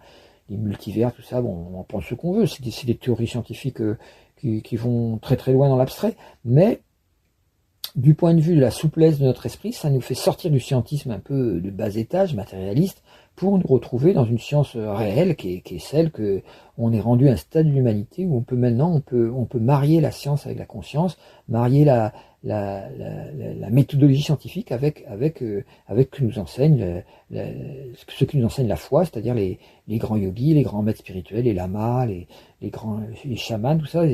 La revue Inexplorée, justement, explore ça en faisant parler de manière simple, comme autrefois. Enfin, il existe encore la revue Troisième Millénaire, voilà, c'est des revues qu'il faut vraiment avoir lues ou s'en procurer, parce que ça montre vraiment où on en est réellement au niveau de l'humanité. C'est ceux-là, les vrais Galilées, les vrais Copernic actuels, et c'est ceux qui travaillent comme moi dans le domaine de l'astrologie, ou qui travaillent dans d'autres domaines, en sciences, voilà, comme Aurélien Barraud en astronomie. Enfin, ça, dans chaque domaine, il y a des gens qui se réveillent et qui se rendent compte qu'il faut voir les choses totalement différemment. Voilà, j'ai arrêté là, je vous ai tenu la jambe presque 2 heures.